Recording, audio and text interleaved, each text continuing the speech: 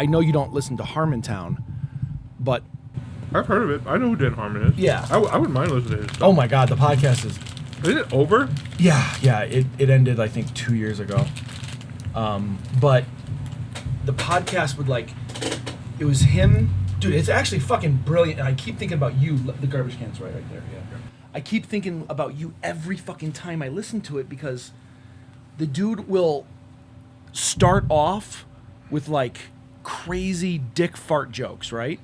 Like, literally, he sings songs about poo-poo pee-pee. And Favorite topic. and then literally, like, a minute later, he's like, I want to talk about the evolution of humanity because humanity is fucked. And I'm like, oh my God. And then he'll dip, like, if it gets too serious, he's like, I don't want to go this serious. This is weird. Sometimes he'll have guests on there, and not to be sexist, but it's, you know, it's usually women. It's usually women who do this, but like, you'll say something and I'll say something, and then, you know, someone else will say a third thing, and then you'll say something to go off on a new tangent, right? And then I'll say something along those lines of that tangent on another tangent, and then the third person will go, well, I want to keep talking about that first thing. It's like, no, that conversation is over now.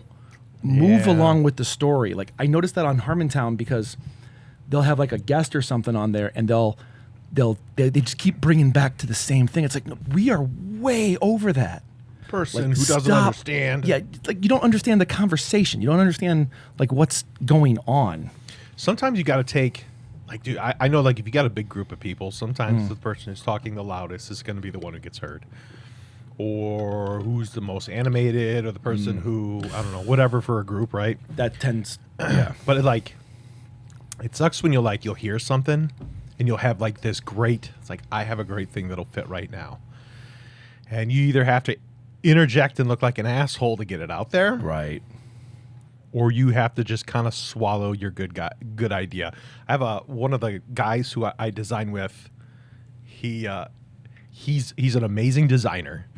And he refers to, when he comes up with all these ideas to show the client, he refers to it as killing one of his little babies. Yeah. You know, and that's almost kind of like a thing you have to do. And you have to do it in like a non-prideful way. Yeah. Like, you got to just kind of swallow and be like, well, that moment has come and gone. And now I got to come up with a new thing. It's so hard being a creative and, like, putting your heart on your sleeve when you're showing something like that. And then people will go, well, that's not good because this. And I'm like, no, you're not understand. I do that all the time with some of my video clients.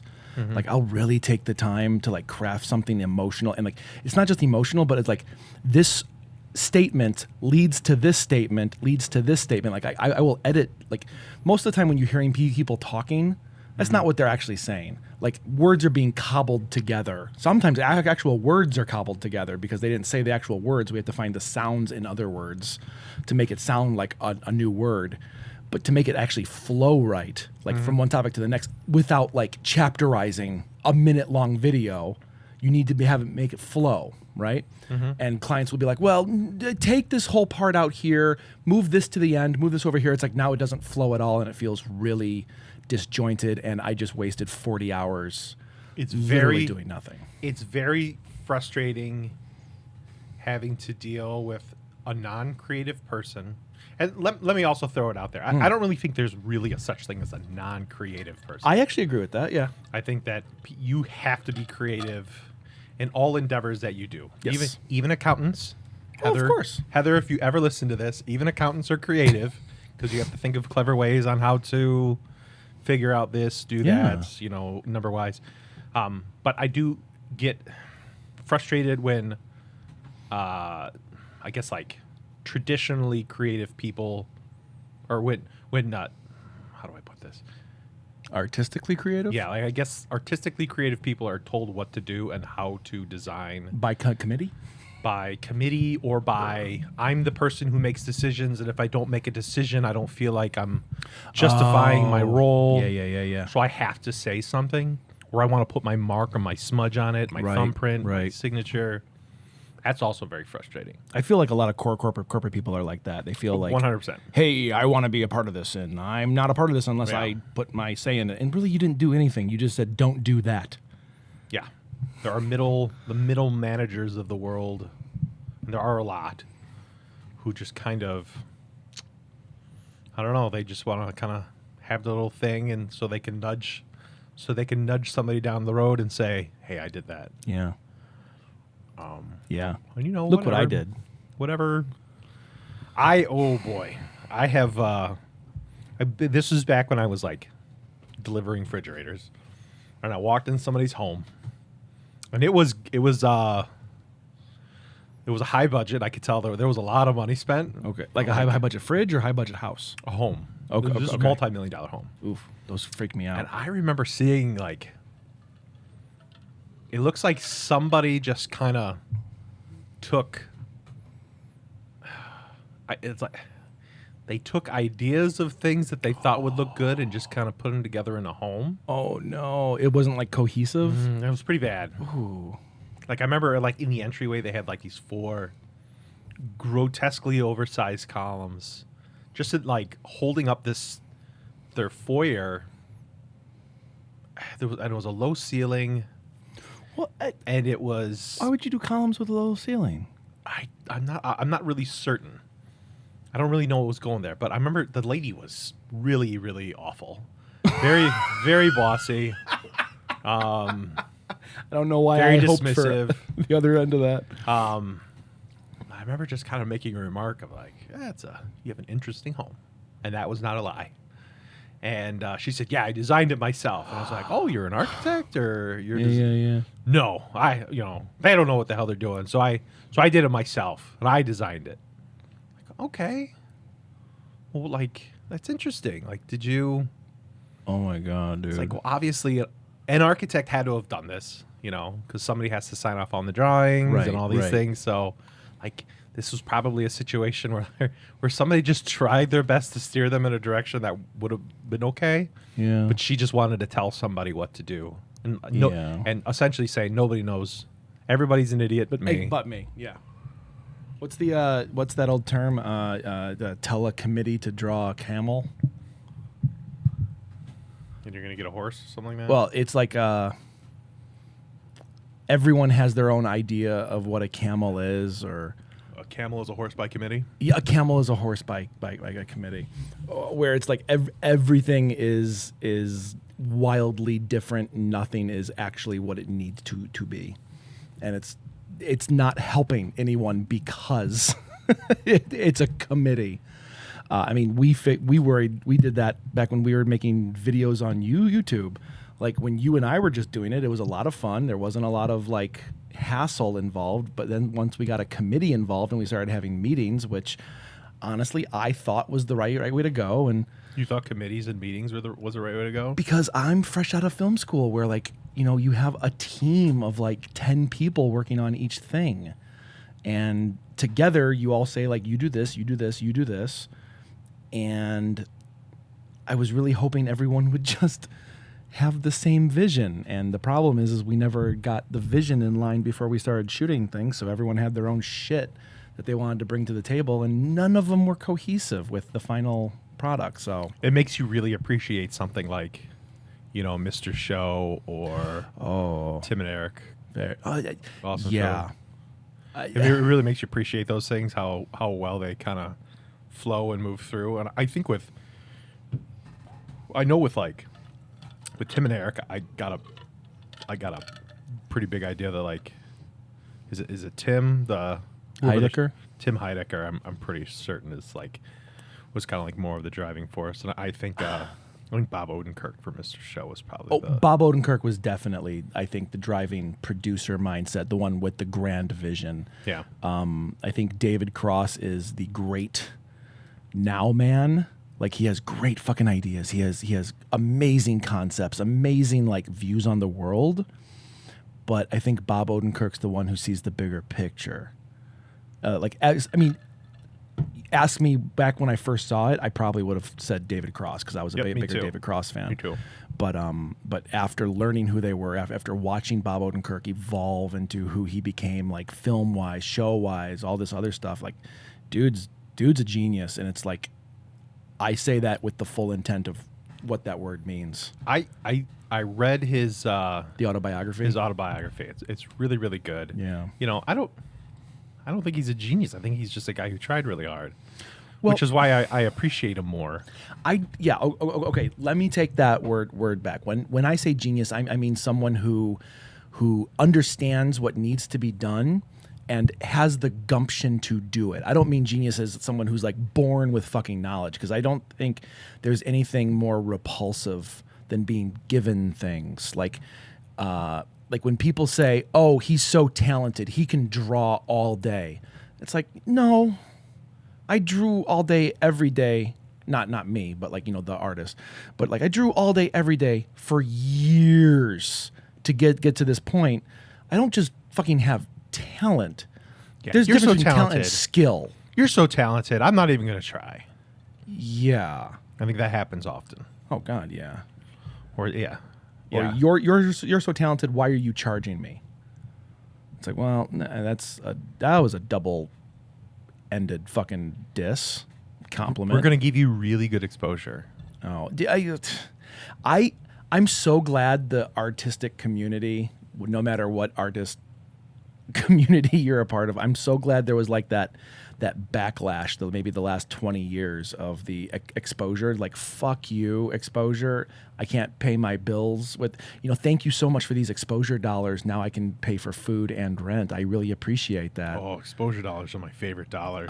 By the way, did you see Reddit is getting rid of their updoot gold? Yeah, I got the email. Yeah, because I got one coin or whatever the fuck it is. I have no idea what I got. Yeah, I don't even know what they're for. it's to give away. It's to when people comment something cool, you Did go. people give actual money for these things? Yeah, God. I know. Reddit, What a like I waste. love Reddit, but like what a scam some of that shit Oh, it is. absolutely is.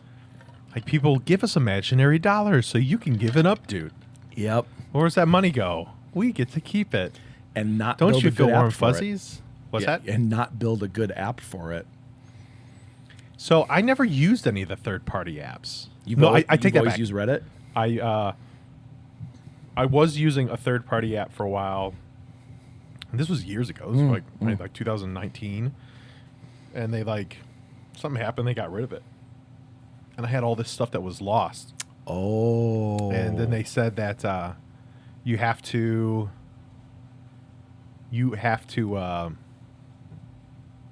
use their app. So I've been using their app for I don't years. like it. I don't like it's not very good. the GUI system, and I hate going to the website, like online. Like if I open it up on Chrome or something, I fucking hate it. I'm very confused when I go to the website. If it's not on my phone, It's so confusing. but I also feel like I'm just seeing the same shit unless I go online. If I go online, I feel like it's a little bit easier to find new Really? stuff. Yeah. That's interesting.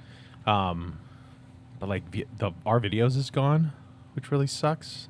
Is it Yeah. gone? I don't think it existed, or at least in any sort of form that it was. I don't think it really exists anymore. I didn't know that. I mean, there used to be videos on there, and now they don't do videos anymore. Isn't that the name? That was the most popular thing on Reddit. Yeah, was well, the it videos. makes sense. That was the front page of the internet. Yeah, video is the most shareable, literally the most shareable thing. That's where you'd have people, people would ask me if I've seen this. Well, this was years ago, like back in 2013. Oh, and you wanted to feel right. high and mighty. Have you seen this? Yeah, I saw it 2 weeks ago. Yeah. Yeah, not a big deal. I'm pretty important. I remember when I first learned about Reddit, I felt like a fucking entitled douchebag. I was like, I know so much more than you because it's the front page of the internet. Oh, back in 2013, I remember all of these things on Reddit came about with something called Bitcoin, and I remember having $100 and being like, I should buy some Bitcoin. It's like, I got $100. I got an extra $100. I know everyone shits on Bitcoin, but Jesus fucking Christ, if you would have get on it at the right time. So from what I understand, pretty much no matter what, it would have been stolen. Because there was a handful of places where you could actually store Bitcoin at the time, and it was True. hacked, and they were all stolen anyway. I didn't know that. That's what somebody had told me that. I don't Really? know if I'm just parroting something that's not real, but I know there are people that have Bitcoin that were stored on hard drives. Yeah. and they're gone forever. There's a part of me that thinks that I got drunk and actually spent $100 on Bitcoin, and it's possible that I did. Well, unless you have a crypto wallet, like I don't or know what any of whatever that stuff is. I did mining for a little while. Like I had to get a new computer because my computer was dying, so I just had my old computer mine, and it's just do math equations just constantly, right? And I got something like 0.001 Bitcoin, and I had to get a crypto wallet and put it in there and blah blah. And I was like, oh, okay, well, I still have my information, but I've never looked at it. I've never bought any crypto. I've just mined. You'll be like Philip J. Fry, after thousands of years, it's worth $2 billion. Your deposit of $1.32. Woohoo! I'm rich. Has escalated too. Oh, I love Futurama. Futurama's like I think Matt Groening did a better job with Futurama than he did with The Simpsons. I agree. I think it's weird that it leaves and then keeps coming back. I don't know what's pushing that to make it go away, come back, canceled. go away, come back. And why is it getting who's Well, canceling it's it? done. It's done. Like they ended that last season perfectly. Yeah, but it's back again. No. Yeah. I didn't hear about this. Yeah, they just on brought what? it. They brought it back again. I don't know. On what channel? Do you know? I don't know. Look it up. Well, no, because I don't want to navigate No. away from the site I'm on. I mean, everybody constantly get rid of it and bring it back, and I think that's my biggest thing against it. Oh, it's on Hulu. That they take it away, bring it back, take it away, bring it back. The thing that I really want to see is the Is Hell series from Matt Groening. Oh, Those were he always kind of held those dear. do you think it would hold up? Because that was really good when we were like in elementary school. I wonder. I mean, it was like that was Matt Groening's id. It was like pure id, pure satire. It was definitely a look on. What was it? Life is Hell, Love is Hell. Dude, Work is hell, not school to is hell. derail you. I apologize. Yeah. Futurama is coming back on your birthday. Relaunches on Hulu July 24th with the original voice cast for the 11th season. I'm not a huge fan of things with super long seasons. I can't do it. It depends. But I do agree. I've been continuing to watch Shameless, and it's daunting because I know that there's 11 seasons. Oh, is there really that many? Yeah, that just seems like too much. That's a long time. It is a long Animation's a little different, I think. time. I don't think so. It just feels like there's I don't watch less it anymore. I don't involved. care. I don't care. Wow, Like, if you're really? gonna go that long, I don't want anything to do with it. No, it's stupid. Like, why? Like, it's obviously you're just trying to milk that thing until That's it's true. dead. That's true. Why don't you come up with a new idea? I get it. Yeah, come up with a new idea. And Matt Groening does come up with new ideas. Did you ever see what was it? There was something on Netflix that he did. I loved it. Disenchanted. Yeah, super funny. I Fucking loved it. I haven't finished the last season yet. It was incredible. I remember watching the first season thinking, this is stupid until the very end. I remember that conversation because you were like, I am not enjoying this. I'm like, wait, just let it go because it's one story. It got very good. It got very, very good. Yeah. And it got dark in the right places. It had character in the right places. I love Disenchanted, man. Disenchanted was super good. Simpsons is awful. Who's watching The Simpsons? I don't know. Every once in a while, I'll throw on a new episode, and I'll get maybe 5 minutes in, and I'm like, "Fuck this!" Oh my god, zero. It's interest. like watching Saturday Night Live. Yeah, exactly. I don't get why it's a people still punchline, watch it. and then there's no setup. There's no punch. Like, I said words like that, and that's all you really get. Well, because they're trying to get the meme people. They're trying to get I'm David as Pumpkins. Fuck you. I remember when that sketch came out and everyone was going gaga over David Pumpkins. I had to watch it, right? Because you want to be a part of the zeitgeist. I don't know what that is. Okay. Good. I have no idea what that is. Fucking good for you. It's Tom Hanks in an orange suit saying, I'm David Pumpkins. David S. Pumpkins. And it's just like, I don't fucking get that humor. I don't get it. It's not clever. People keep like laughing and giggling because it's live TV, and it's like, have a little decorum, guys. Try and be funny. Or here's my thing with comedy, and I think you will agree with this, but please fucking debate me if I'm wrong. Comedy is not something you try to be. It's not something you wake up in the morning and go, today I'm going to be funny. When someone says something, I'm going to try that little gag. I'm going to try and be funny. Being funny and comedy in general should just happen. It's either you understand the psychology and the theory behind comedy on like how things work, how they don't, or you just interject it. Like, I didn't start learning comedy until after college when like I had a friend who was really into comedy start like breaking it down for me. And then things stopped being funny. The more you learn about something, the less you wholeheartedly enjoy it. Well, I think comedy can be learned. Oh, I think yeah. Bill Burr is really, really good at like, he's like he's referred to as like the comedian's comedian. Agreed. Because he's very nuts and bolts. Yeah. He's really good at like advanced shit where I'm intentionally gonna lose the crowd just to bring them back. And he's a fucking master wordsmith. And I think like that's him. Mm. He's more of a I'm gonna put you on your heels and I'm gonna bring you back. And I'll put you on your heels and I'll bring you back. Right.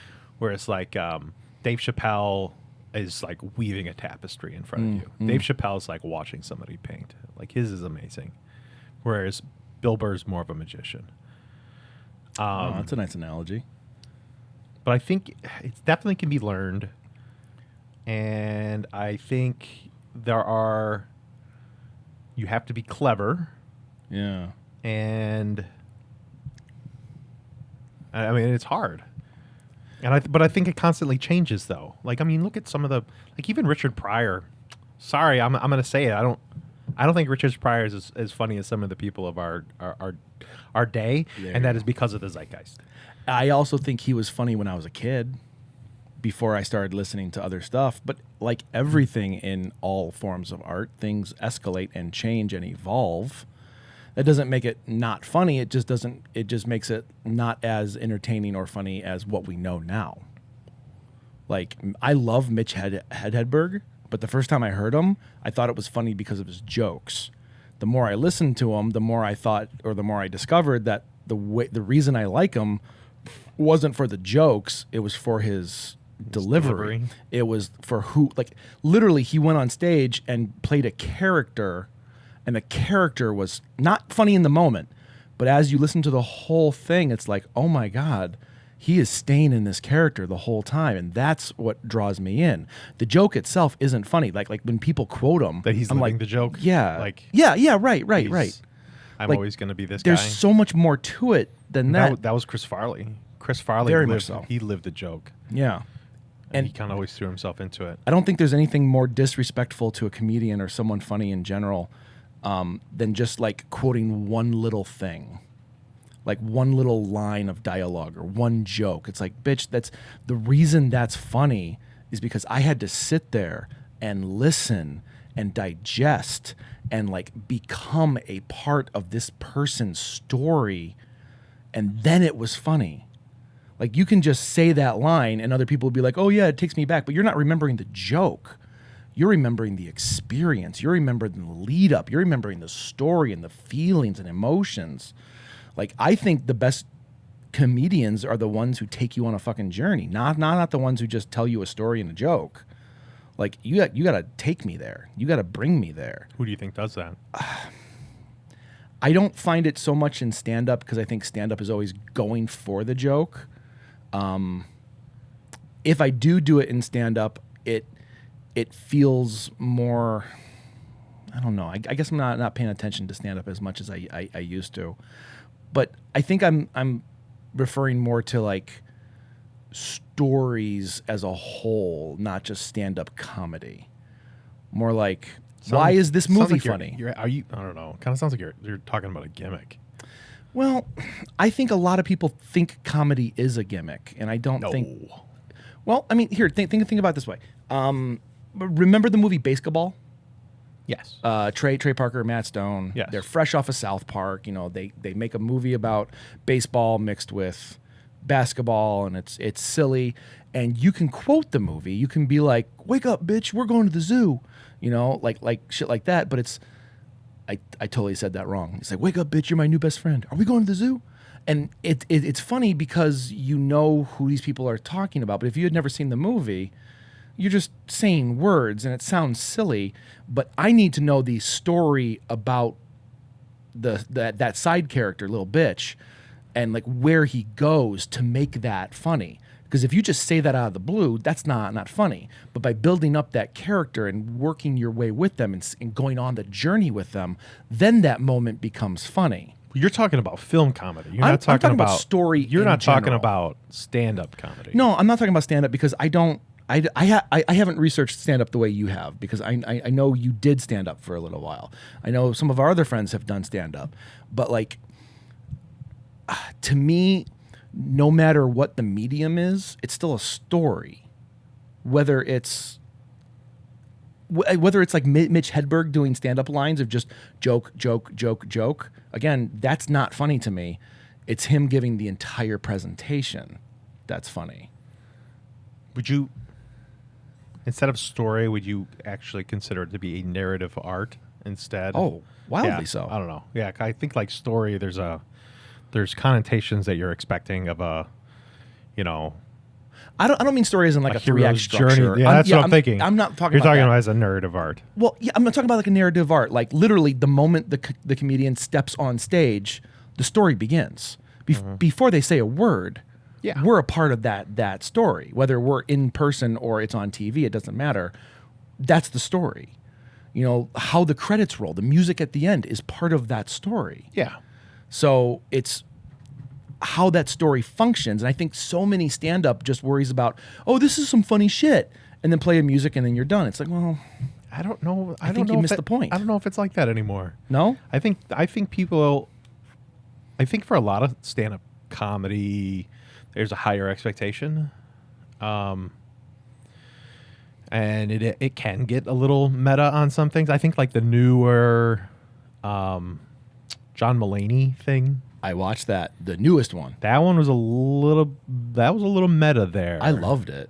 because like Yeah. they kind of he walked into something where like he had freshly got like lost his clean act. Yeah.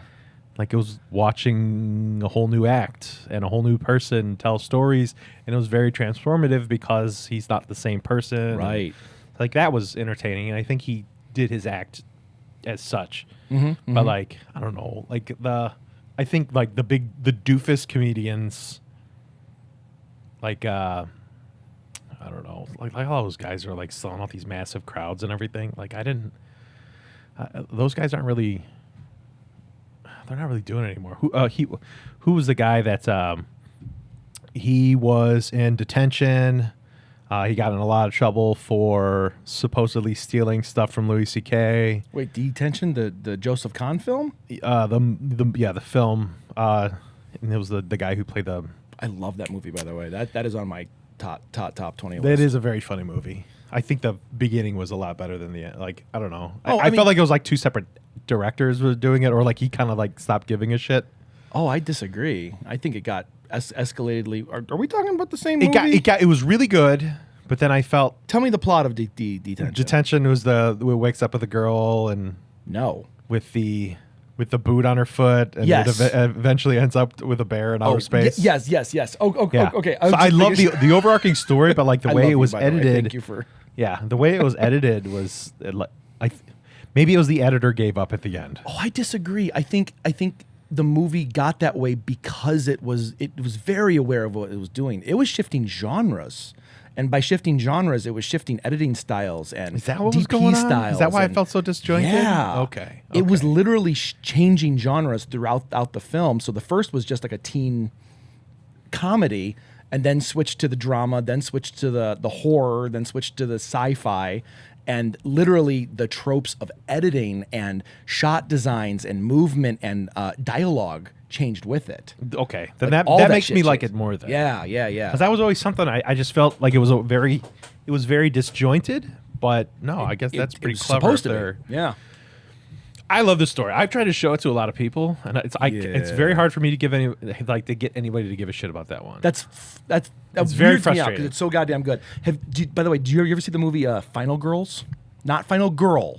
They came out the same year, which is really fucking confusing. No. Final Girl is stupid slasher film. Final Girls is about a teenage girl. Her mom was a slasher. She was in one slasher movie in the 80s, and she wants to be like taken seriously as an actress. Never got the chance to be taken seriously, and she died at a very young age. So the daughter goes to see her mom's retrospective, like her film that she was in, and there's a fire in the theater, and somehow they're transported into the actual movie, and it's very meta, very fourth wall breaking, funny as shit, especially if you grew up on slashers, where like you know how slashers work. Like you've seen enough Friday the 13th movies to be like, okay, I understand that. Oh, that girl in the forest who's asking to have sex with the random stranger, they're probably gonna die. And then you just wait for it to happen, and it happens, and you're like, great. But the girl gets to go on in this emotional journey by meeting her mom as a teenager in the movie, and it's dynamically good. Like not only is it fun, but it's so fucking good that I'm shocked more people haven't heard about it. So it's like a time travel movie mixed with and somehow the Emperor came back type of plot hole or plot device. There's a lot of plot holes in the idea that they never explain how things happen. But this is also the kind of movie that just says, calm the fuck down, enjoy the journey. Oh, yeah. Just fucking rock out. And the ending, couldn't have been better. Speaking of film, what do you think of like everything that's going on with the writers and the actors and everything right now? I'm on the side of the actors and the writers, not so much the actors. No, I'm very much. How fucking crazy that Fran Drescher is the president of SAG. I didn't know that. I didn't know that at all. Yeah, I was shocked. Wow. I was shocked. She can't get work, so I might as well do something. She's the reason, from what I read from Uncle John's Bathroom Reader, she's the reason for a lot of laugh tracks. I remember this because they used to all be I Love Lucy. They used to all the laugh tracks that were used before that were from I Love Lucy, where they would actually record it in case they couldn't have people live anymore. And Lucy Ball was the real forward-thinking fucking human being. She was amazing, but she thought if we record these, we can sell these, to other studios and stuff. But it was Fran Drescher who had the new shit, right? Well, there used to be live studio audience was the big way to go. Yeah. And she brought laugh tracks back because she had a stalker. And it was bad. It was really, really bad. And this guy they couldn't find who this guy was, and they were terrified that he was going to be in the audience, and she couldn't act. She wouldn't act, right? She couldn't do it. So they ended up having to do laugh tracks, and it ended up bringing this renaissance of this fucking awful film or awful TV. That was it. Thank you. It was bad. I have a really hard time watching laugh tracks. Oh, dude. Even if it's a studio audience, I don't give a shit. If I hear people laughing, I feel insulted. Like, oh, now's the time you're supposed to laugh. Laugh at that joke right there. You hear how everyone else is laughing? You should be laughing too. What's wrong with you? And like literally, as soon as I get that laugh track in a show, I'll turn it off. I think the only one besides Kevin Can Fuck Himself. Oh my God. Kevin Can Fuck Himself. Have you not seen Kevin Can Fuck Himself? No. Is it recent? Yeah, there's only two seasons, maybe like 3 years old. And it's got a laugh track with it. So hold on. It starts off as a sitcom, right? Like sitcom lighting, sitcom jokes, the laugh track, and then the wife will leave the room, and it's a one-camera drama. The lighting's all cinematic, and she's like hating her fucking life. There's no laugh track. And then when she goes back into the living room with the dumbass husband, it goes right back to like that studio shitty sitcom lighting and the laugh track and the bad dialogue. It is fucking awesome. What is that on? I have no fucking clue. I think it's on Netflix or Hulu. Kevin Can Fuck Himself. I tend to get my shows through You know what? other Yes, means. I have seen that. And it is on Netflix. Okay. I believe there's only 2 seasons. We did not finish season 2 yet, but fuck, is it good, man? Yeah. It is so good. It's got the girl from Schitt's Creek in it, who's also on the last episode of Black Mirror. Did you go get through all of Black Mirror season 6? Yes. That last episode. Remind me. I watched the very first day. That's the deep fake. The deep fake episode where the girl Jane is an asshole or Jane sucks, whatever that show is. Yep. That's why I think the Writers Guild, just kind of bring it all back, why the Writers Guild and the Actors Guild are striking right now, not only for profits from streaming, which, by the way, the fucking studios won't give the numbers. They won't give the fucking numbers, but they won't give money to the people who are getting residuals because streaming is a new thing and we don't have to give you money for that. It's like, fuck you. Fuck you. I saw Ron Perlman lost his shit. I guess he knew whoever the executive was that said, what we're going to do here is we're going to make sure that they starve and lose their money before we do anything. And Ron Perlman's like, motherfucker, I know who said this. I know where you live. No shit. Yeah, it sounds like they really want to battle this out. There's been so much content generated. It's gonna be a hell of a battle. Yeah. I mean, I'm fine with just watching stuff. Here's the issue: is it's not just affecting the actors and the writers. I have a very good friend who's an editor in L.A. She was telling me that I know we had talked about this in the Los Dudes chat thing, but on any given day, there's 32 to 38 different shows shooting in downtown Los Angeles. Okay, just downtown Los Angeles, not including the rest of the fucking country, right? 32 to 38 shows on any given day. That does not mean there's only 38 shows happening that season. That means that day they're shooting every fucking day per week, right? So there's hundreds of shows that are recording at any given time. She says right now there are 2 shows recording, period. 2 shows that are on like full normal schedule. Well, that's fucking unfathomable to me. How many people are losing their jobs? How many carpenters? How many caterers? I wonder how long this is going to go for. And I wonder how it's going to be affected. Well, do you remember last time in 2008? A lot of TV shows got really wonky. A lot of shows got really wonky. A lot of shows went on hiatus. A lot of shows just fucking straight up canceled. Oh, am I in the middle? What am I in the middle of right now? A lot of reality shows. The Bear is really big. Yeah. Oh my God, we just finished reality shows. Ted Lasso season 3. Have you watched Ted Lasso? I've seen parts of them. I mean, it's good. But it's amazing. It is good from what I've seen. But it's not really on the radar right now. Okay. There's a lot of other things I'd rather be watching. I was looking at a laundry list of different shows that were about to go into production and are all on hiatus now. Big shows like Stranger Things and all these other Stranger Things giant is put on names. hold, huh? Those kids are going to be in their 30s by the time it's done. But all of them, all these big shows that were 2 or 3 years waiting for the next season. Oh, now that's on hold. I mean, dude, I'm gonna side with the actors and the writers. Who in their right mind is just yeah, those billionaires need more money. I don't get it because I've heard people argue about this on YouTube where they're like, well, Really? the writers and the actors and shit, why are they complaining? They're gonna get work, they're making money. It's no. They're fighting. I mean, there's a lot of different reasons, but one of the big reasons is AI. It's these writers are saying you still need writers to write. And the fucking studios are saying, no, we have ChatGPT. It'll write a script for us. Let's go back to the non-creatives. Let's go back to the non-creatives. Yeah. And the actors, you have deep fake technology. You know what deep fake is? I do. They want to scan people so they never have to pay them again.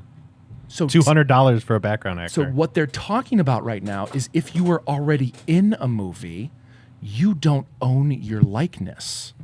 That's what some of the studios are saying. They say, we own your likeness. So Back to the Future 2 is where a lot of this law came into place when Crispin Glover, they used They grab somebody to make them look like Crispin Glover for Back to the Future 2. They use masks and angles and everything. Yeah. And Crispin Glover sued and won, and you're not allowed to do likeness anymore. So It's done all the time. not like that. You have to. He was in part 1. Yeah. He wanted more money, and then they tried to make that's him right. And they tried to make somebody that looked like him in part 2. And because he owned his own likeness, Which he won. is probably the only fucking thing we own in life. I don't know. We're living in a world right now where everything's cuckoo bananas, and everybody's like rooting for the billionaires, and It is weird. completely regressive in nature. So I don't know what is going to happen. Well, the good thing that does come from these strikes, it's not great, but you do see a lot of independent creatives creep up and start making stuff. I wonder if YouTube's going to get huge because of this. YouTube got in like way more bigger. Is that a word? Way more bigger once COVID hit, and now that we're not having network TV, for lack of a better word, because there is no really network TV anymore, it's streaming. YouTube will get big again, but you're going to have droves of people looking for content, which is why we should make a movie. I will do it with all my extra time. Ain't that the fucking truth? Yeah. By the way, I talked to Andrew about that. He's all good for waiting for next year. He says this year's gotten out of control. Yeah, the economy's not slowing down for me at least. Yeah, I don't. Some people say, well, it's gonna crash any minute. It's like, okay, when? I could use a break. Dude, like No, I don't want to say that. Well, this might age poorly. You don't want to put that out into the universe. I definitely didn't. I used to say that a lot. Like, I wish I could have like a week off. I wish I could have a week off. And then COVID hit, and I was like, motherfucker, this is my fault. I am so sorry. I had so much guilt. Like when COVID first started, like closing down in March of 2020, I was like, this is all my fault because I wanted a break. I'm so sorry. I ruined it for everybody. And then everyone came out of the woodwork and said, I just wished for a week off. This is not what I wanted. I was like, but it was kind of like nice to universally connect with people I've never known. You're talking about COVID? Yeah. I mean, I don't want to go down that road, but I just thought it was funny. I don't know. You know what I think was really neat about our previous podcast is it is even though it was a, kind of a caricature of ourselves, but it was still somewhat of a diary. It was. And when we ended up losing a lot of years and then coming back, let's talk about COVID then. Like, what happened? Holy shit! COVID? We didn't record during COVID. We never recorded at all. During COVID. We canceled the last show way before that ever happened. Yeah. What happened to you during COVID? So like obviously COVID happened in 19, but it hit America hard in March. I'm 99% certain I got COVID in 19. That's what you were saying last time or the time before, yeah. I got super sick December 23rd. Like, I was sick from probably like December all the way to March. Holy shit! I keep forgetting how long that was. It was bad. Like, we had to buy a bed because I couldn't breathe. You had to buy a bed. I remember that. Yeah. Yeah, and like all of this happened, and then COVID ended up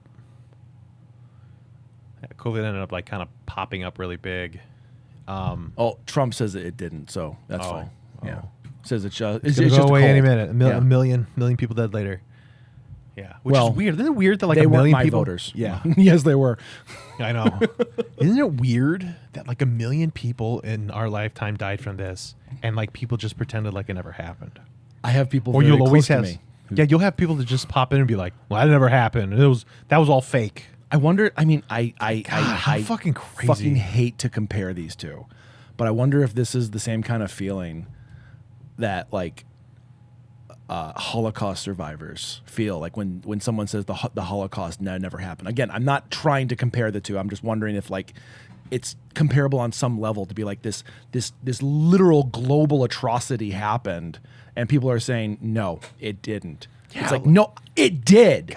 Can you imagine being somebody who studies outbreaks and like this is their moment, and they're a being like fucking Anthony Fauci, like being somebody who literally has done this for decades of their life. And like now you're the most important. You're like you got to be the smartest person in the room. And at the time, some megalomaniac hates it that you're overshadowing him and telling him that he's wrong. And like now all of a sudden, like the plumber down the street knows more than you. Like somebody's gonna believe the fucking asshole down the street, Captain Crunch the over there. the loudmouth racist uncle. Now that guy knows more as much as somebody does it for decades. There was a guy on NPR when COVID first started happening in, I think it was like fall of 2019, like when we started hearing like outbreaks in like other countries. And there's a guy on NPR, and I forget his name, but he has a lisp. And he would come on more because he was the virus and science specialist, the special reporter. And I kept saying, I'm like, oh, why they let this guy on the air for a little bit, huh? Okay. And then sure fucking enough, starting like February all the way through the next 3 years, you hear him every morning. It's like, good for you, man. You got that job and just wrote it.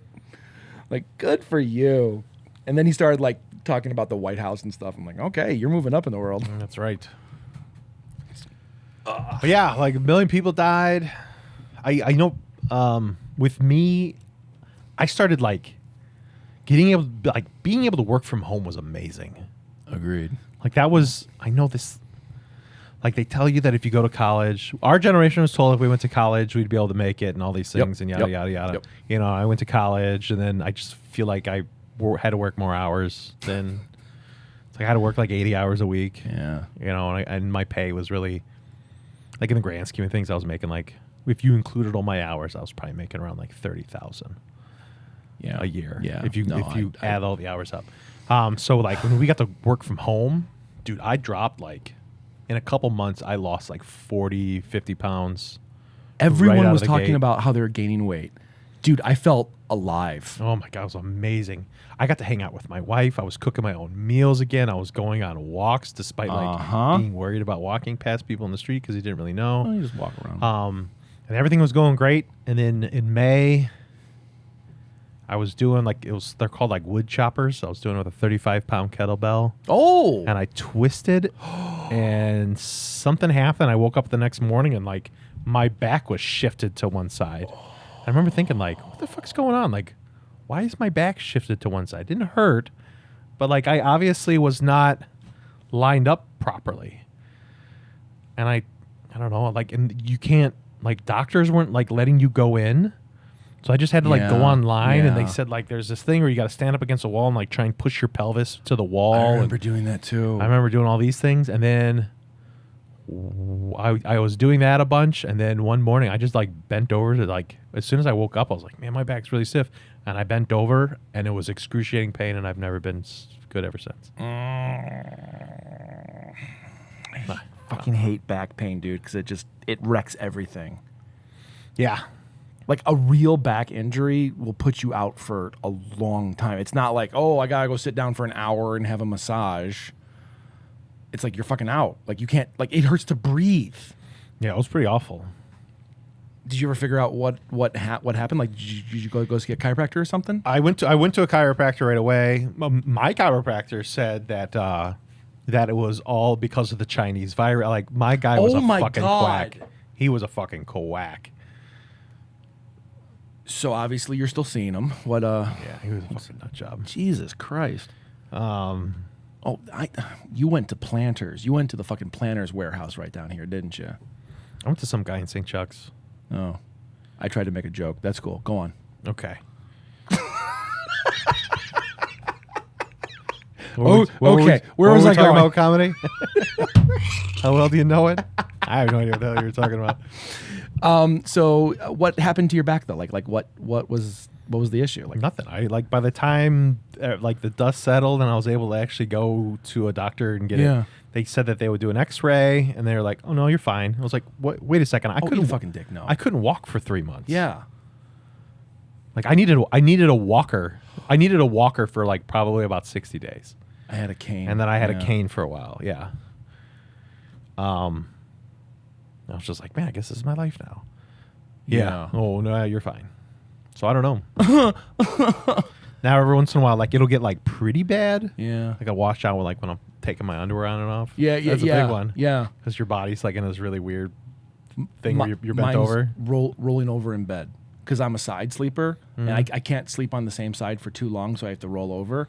But every time I wake up, my brain goes, "Wake the fuck up! Do this very slowly."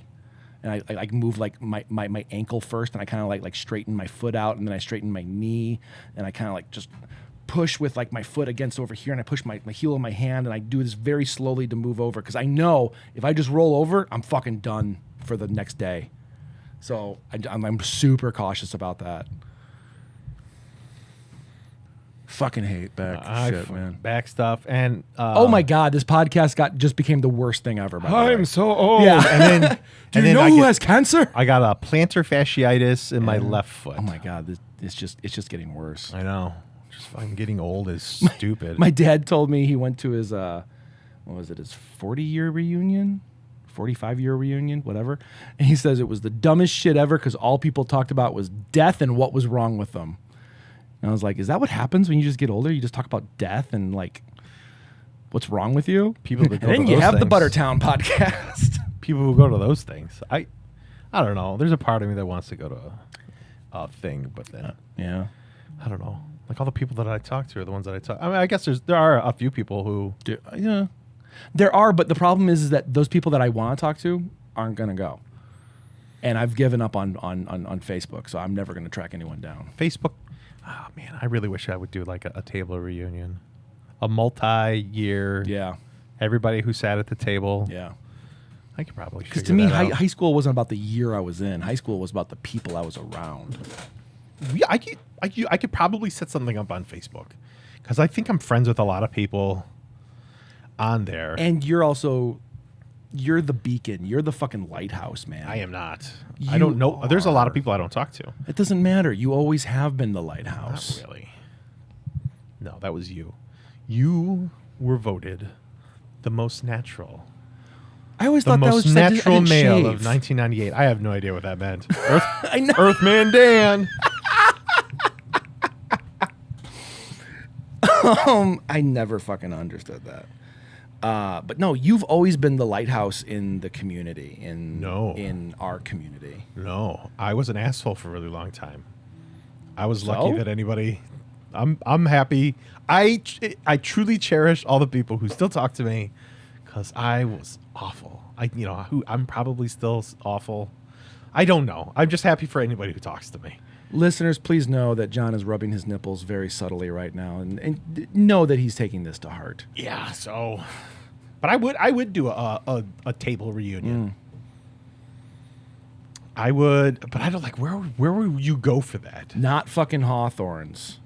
Hawthorne's is the best place to go just because it's big. Because of the bigness and the proximity Yeah. of the town. And you don't like everything have else. to I pay get it. money and it's already You there. You do. It's But a like, where else are social you going to etiquette. go? Fuck. I don't know. I think maybe like Hawthorne's got ruined for me this last summer because I worked a job over there, and every lunch they had to go there and get drunk. And I'm like, I fucking hate this place. Like, just based on my experience with it. So maybe I'm putting too much personal bullshit into it. But like, that's always the place that comes to mind because it's big. It's got decent food. It's got drinks, and it's in West Chicago. And there's a lot of stuff to do there. What else is there to do in West Chicago? I mean, seriously, there's a Pizza Now, which I fucking love because it's $6 pizza is fucking fantastic. You get it right now. Yeah, and you get it right now. I am shocked that place is still around. Good for fucking them. I like their pizza. You like CC's. Also, I do. Dude, super gross. My wife and I had our anniversary at CC's 3 years ago. They made us a heart-shaped pizza. It was pretty cool. Oh my god. Oh no. Okay. Now CC's Is it because I knew you? They made the heart-shaped pizza. No, because we told them it was our anniversary, and they laughed and they were like, "Here." We're like, yeah, we love this place. You're like, baby, you can order the most expensive appetizer on the menu. I mean, it's already included in the buffet, but go ahead and order it. I like their pizza, man. I legitimately do. Apparently, like most of them have closed down now. There's only like 2 left in Illinois. CC's. Yeah. There's a place that Heather and I have been going to a bunch, and it is like this big runaway thing in Elgin. It's like considered to be one of the best restaurants in Elgin, Bennigan's. Oh, get the fuck out. That's so weird to hear you. It is. So Heather and I were driving. We went there on a goof because we were like, haha, Bennigan's. There's like 2 left in the world. This and still one makes of me them's laugh. one of them's in Elgin, Illinois. So we were joking around, and we went there, and their food is so freaking good. What do you get there? Like what kind of food is it? I haven't eaten there since I was Their a kid. salads are really good. Their burgers are really good. The drinks. What kind of burgers? Because like a normal cheeseburger, that doesn't count. Sorry. I mean, you got to remember who I'm talking to. Yeah. So what kind of burgers do they have? Oh, Jay. So they some guy in ICP makeup delivers it to you in a heart-shaped box, and they talk about Juggalo stuff. I don't like that anymore. That's not me. But then they talk about how much they hate it, and how they want to. Then they talk about anime. Oh. So when you like had the place? my attention. Now you have my interest. Doesn't that sound amazing? It sounds Doesn't that sound like amazing. something you would totally do? Yeah, totally. Like I could just, it has nothing to do with the food. I'm gonna be so pissed when I go there for lunch tomorrow. By the way, Where I want my 30 day ICP chip. Okay, but seriously, like what kind of food and what It's makes typical it good? bar food that I like bar is that tastes good. Okay. And it's amazing that it tastes as good as it does. That's really all that it is. Yeah. I remember just Heather and I looking at each other and we're like, why is this? I remember I telling her, I was Okay. like, this is irrationally good. Yeah, I Like get this that. is this. I'm at Bennigan's and this tastes way better than most places. Gonna get to Bennigan's. I just can't help but hear Butters singing the Bennigan's theme song literally every Is there a time you Bennigan's say. theme song? There was because Butters sings it. Isn't that like at the in put the something in your butt? What was the name of that? The What in the your butt? But what in your butt? You want to do it in my butt? In my butt? Yeah. So that's the Bennigan song. No, that's not the Bennigan's song, but I hear Butters singing it. Gonna get to Bennigan's. Well, I can look it up, but I'm not going to. So Bennigan's is really good. Good food, bar food, but Very good bar food. Yes. There's this place right around the corner from me Mm-hmm. called the Dutch Inn, and literally, like, it's right around the corner. I walked in there and immediately walked out. Really? Yes. So Andy and I went there before they changed it. It was We went there like the day after they got rid of their restaurant. okay. It was a hole. It was a dirty, fucking, filthy hole. But they had 3 things on the menu. They had burger, no cheese. It was burger, and bun. They had spicy chicken sandwich, which was a frozen chicken sandwich, and they had a take-home pizza that was a Jack's frozen pizza for $10. $10 for $10 for a Jack's that's for- like $2. But you could make for like $3. Yeah, or yeah. something. So we never went back, and then we heard, new ownership, new menu, and they started like advertising that like crazy. When was this? It was right either before COVID or right like damn near at the like in the middle. Like the owner just gave up and sold it, and they revamped it. It looks way better now. We went in there like a few weeks ago and had They dinner. serve food now? Yeah. Oh yeah. Like they have a whole menu. It's not a very big menu. It's still pretty thin. Is it a sit-down place? Yeah. I mean, not okay. right, well, It's maybe bar I will go tops. back in there. It's bar tops. Okay. But Andy got one thing, I got another, and they were both fucking terrible. Oh. And we got like kind of our staples. Like, This is like recently it was terrible? it was like maybe Oh. like 3 or 4 weeks ago. Granted, my palate different than yours. My palate sucks, as we've talked about ad nauseum. But both of us were very much in agreement that it's wonderful that this place is doing good. It's great for a community to have a local place rather than a chain. I'm never coming back because the food is fucking awful. I mean, I get that. But that's me. It is nice to know that there is another restaurant in town of Bennigan's that I still have to go to. So Bennigan's is super good. I was very shocked don't at how mind good it simple was. food. And I think it's simple because there's no peanut butter or, pineapple slices or, something like that. Also, it's a lot. You get a decent amount of food. I'm okay with that. I appreciate that. Like, I would prefer simple if it tastes good. This is over really something good. that's exotic. I was very happy with everything that I've ever ordered there. Okay, everything you've ordered. Like, how many things have you got? Because I'm the kind of person who gets like that one thing, and like if it's good, I'm never getting anything else. I'd have to have the menu in front of me. I think I've had their shepherd's pie. That was pretty good. I mean, it is like Irish food.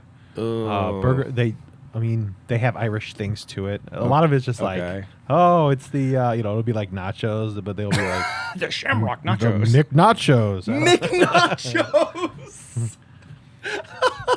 I do get the nachos there. Heather and I get the nachos pretty often. They got the big garbage nachos. Okay, so there's just a bunch of shit on top. Yeah. I like those. Those are good. Like, do they cook it after they put the shit on top? I love when places do that. I think they do.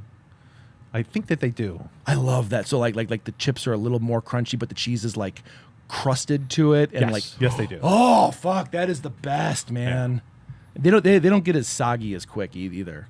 You feel like you can eat through them and still be pretty decent. Like by the time you get to the middle, they still taste pretty good.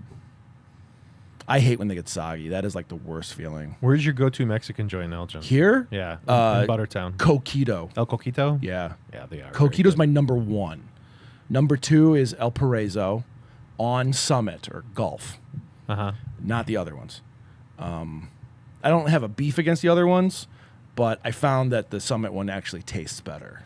There's an El Less P.R.O. fat. that's over on Larkin that's now just changed hands. Larkin.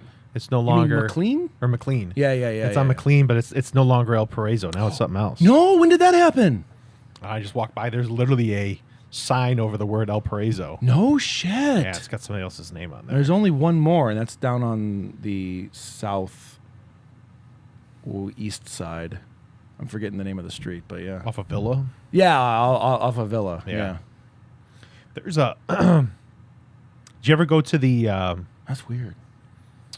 There's the. Have you ever been to the Plank Road Tap Room? I literally keep forgetting it exists until I drive by it, and I'm like, we should fucking go there, and I always forget. No, I have not.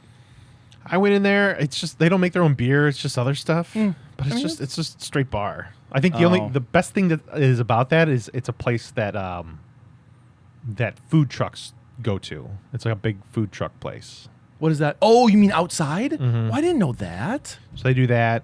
They have like a big outdoor thing there, like a huge outdoor thing. But it's just I don't know. It's just beer. Yeah. I mean, for people who like beer, that's fucking great. Yeah. When I was little, that was I drank all the time. Yeah, I know. Don't you tell me. I know. It was a grocery store There? when I was little. I keep forgetting that like you grew up in Buttertown. It's that was just down the street. A lot of my family's from Buttertown, but my grandma's house was like literally right down the road from You're there. right. And I guess the guy who owned it was in our family. You have a weird he was spider actually web of the- history. I guess he used to own it, but you see my rock collection. I brought in my favorite box and had all the rocks, and I said the original favorite box is the little red pill box. Yes. Those tiny little rocks that I got in there, I got at that place. No when I shit. was little. So that was like the first. No shit. My first rocks I got at that place when it was. What made you pick it up? They had a stand with all these rocks on it, and my sister bought them for me. No shit. I just thought it was really neat. So and I've been collecting rocks ever since. That's really cool. Yeah, That's really cool. but I don't know. There's like a. I wish that our town was better at getting places to like come here and actually stay. Wouldn't that be nice? Man, like have you ever like kept up with like all the drama on Facebook with the I'm off Facebook, by the way. I mean, this has been going on for years though.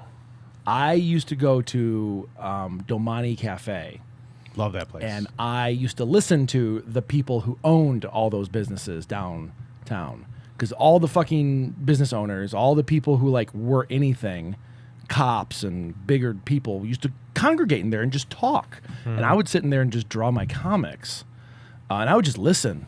Like it was mind bending listening to these guys, and you'd hear shit left and right. Like every fucking store owner in that town wanted big things to come down to Elgin, Buttertown, but no editing, different show. Yeah. And the city straight up says, fuck you.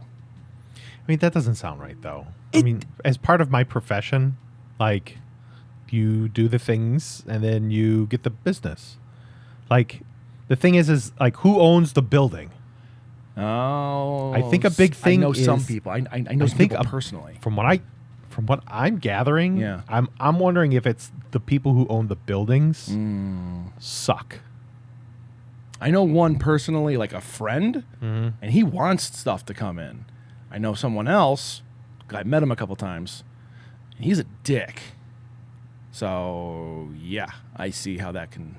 I think there's only like 3 guys that own all of Elgin. Yeah, right. One of them is the one I met. I wonder if he's the one, because there's a lot of businesses that like they'll start up and now they're starting to name people out by name of saying like, Yep. you know, and then the business owner will come in and interject and call them a liar, but it's like, dude, this business has been here for like years. Now all of a sudden like they can't be around anymore. Well, like that hot dog place, the underground hot dog place, that place was fucking awesome. I want more shit like that here. So and they ran them out. That couple, yeah, they got run out of there. They got run out of the other place, and now they're in another place. But they're not in Elgin. Yeah, they're in Elgin. Where? They have a steampunk. They have a steampunk pizza shop in in the old Domani Cafe. Eat a fucking dick. I thought that place was like the Rosebud fucking bullshit breakfast place. No, Is that place gone? Rosebud's gone Or now. whatever it's called. Yeah, like I had no interest in going in there. Yeah, so that place is gone. That was them too. No, That was them the same too. company. Yeah, that was them. So they had like a bunch of, it was like a very European inspired place. But the thing is, for the longest time, that was a coffee joint. Yeah, that was my coffee joint, man. That was my bread and butter. I fucking love that place. I started going to, there was another coffee place that was right down the street from there. Arabica. Yeah. Jesus Christ. They sorry.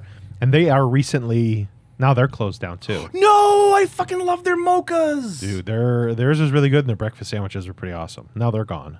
I didn't know. God, I haven't been downtown in a minute, man. I've been so fucking busy. They're gone.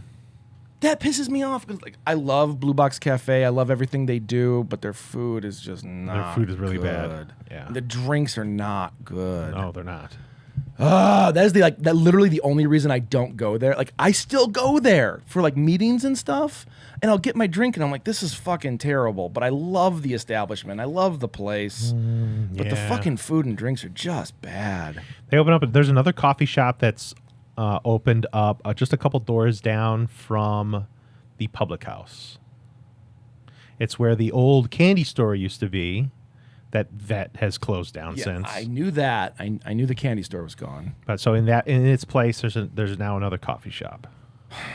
Shit, what's it called? Don't know.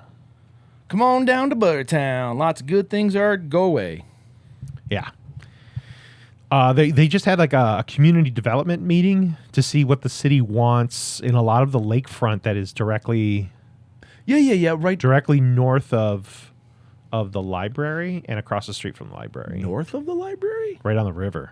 Like where the parking lot is? Where like that big area of grass is? Yep, exactly where I that like area of grass is. that area of grass. It's like a fucking dump. You think so? No, it is. It's a dump. People are just dumping garbage there. Oh. It ain't pretty there. People are like literally just dumping garbage there. Sugar and Rhyme? Sugar and Rhyme. Yeah. That's it. I thought it was like a music inspired something or other. I wouldn't mind giving them a go. No, dude. And oh my God, this is like high-end pastries. Oh, they got like triangle plates. I'm such a fucking elitist bastard. Yeah. This is going to taste awful. I haven't even tried it. They have triangle plates. Fucking triangle plates. There was... it actually looks like mind-numbingly good. Does it? Yeah, Oh, like I the wanna give it food. a go. The food looks painfully good. There was a subreddit called We Want Plates. What? It was awesome. I guess there's this thing that happens at like some of these hipster these little hipster restaurants. That's not a triangle plate. That's a piece of pie. That's food. Yeah, you fucking maniac. Okay, there's these things that happen at hipster places. At these hipster places, where they don't give you like a plate to eat off of. They'll give you like a dumpster lid. Wait, what? Oh man, they'll have like a piece of barb. I've gone to these places. I've gone to one place. Like you'll eat out of like a shoe. It's like, just give me a goddamn plate. I don't want to eat out of this mug that you found at a drive-thru. Asphalt chips. Yeah, I don't.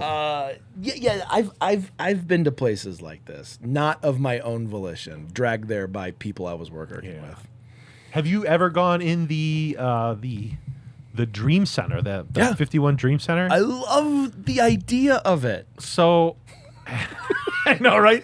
It's an incubator where nothing's incubating. Yes. Look at this thing where eggs will hatch. It's the same If we only put eggs in here. That's it. That's it right there. There was like some sort of like Chilean breakfast thing that they had going on there. I don't know.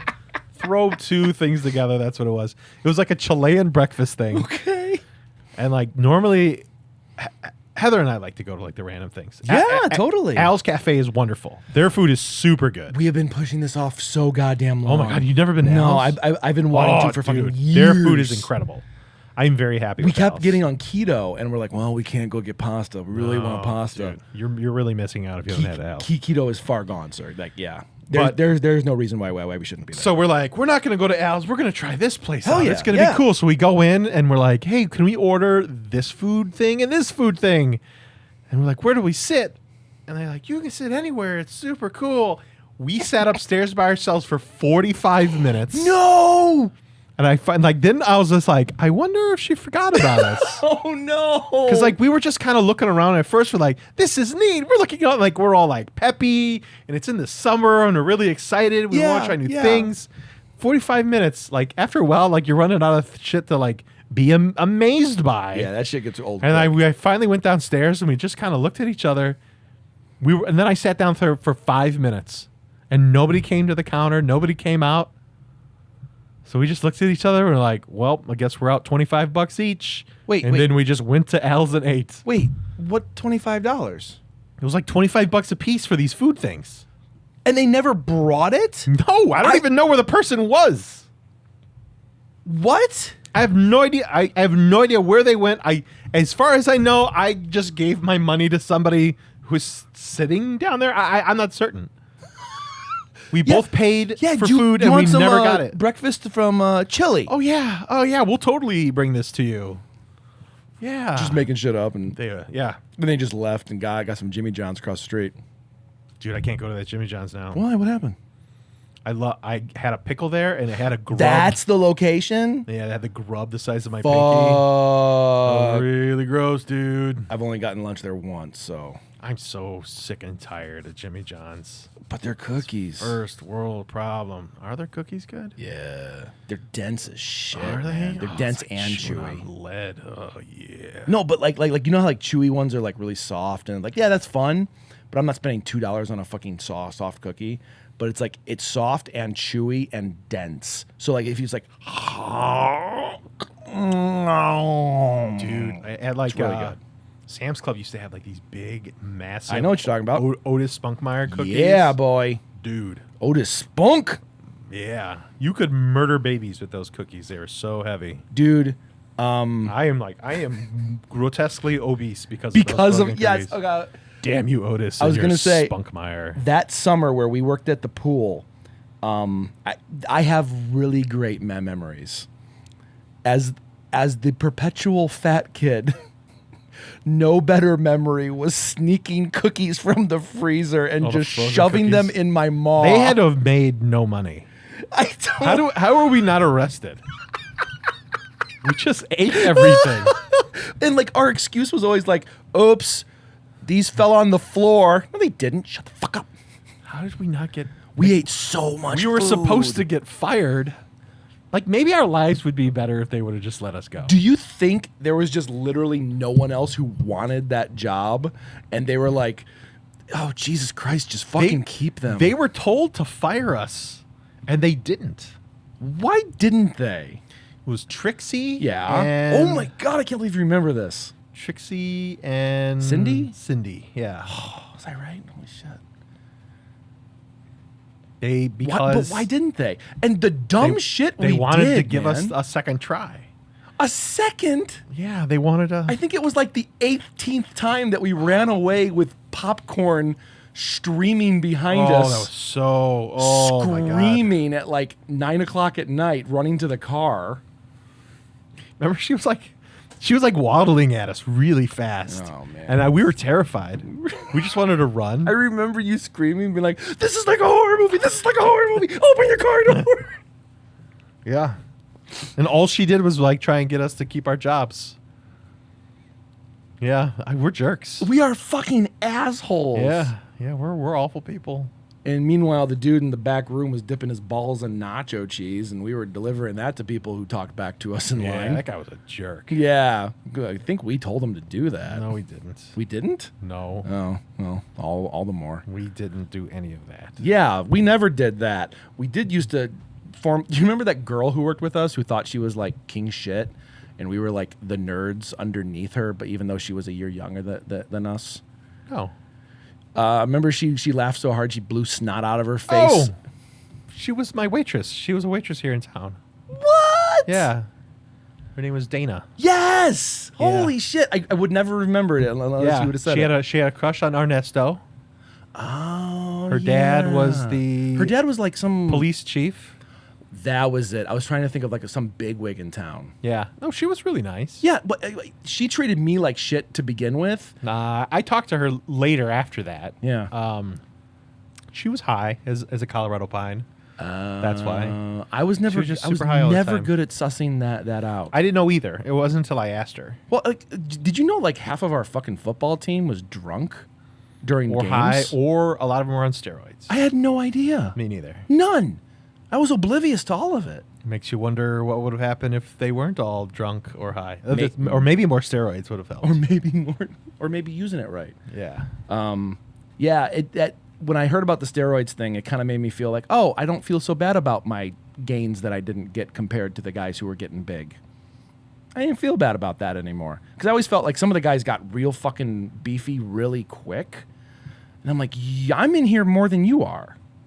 I was in there for the morning and afternoon sessions. Yeah, they were doing steroids. Yeah. There was a huge drug thing that I just was not part of. I have no idea. Why do you think that? Like, I think I was so anti that lifestyle. Like, I made it very apparent.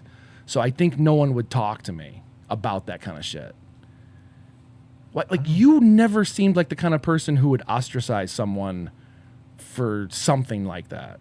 We were nerdy jocks, and there was Yeah, there was like the more popular jocks. I felt There was We, a like, had definite parties. disconnect. Yeah. there was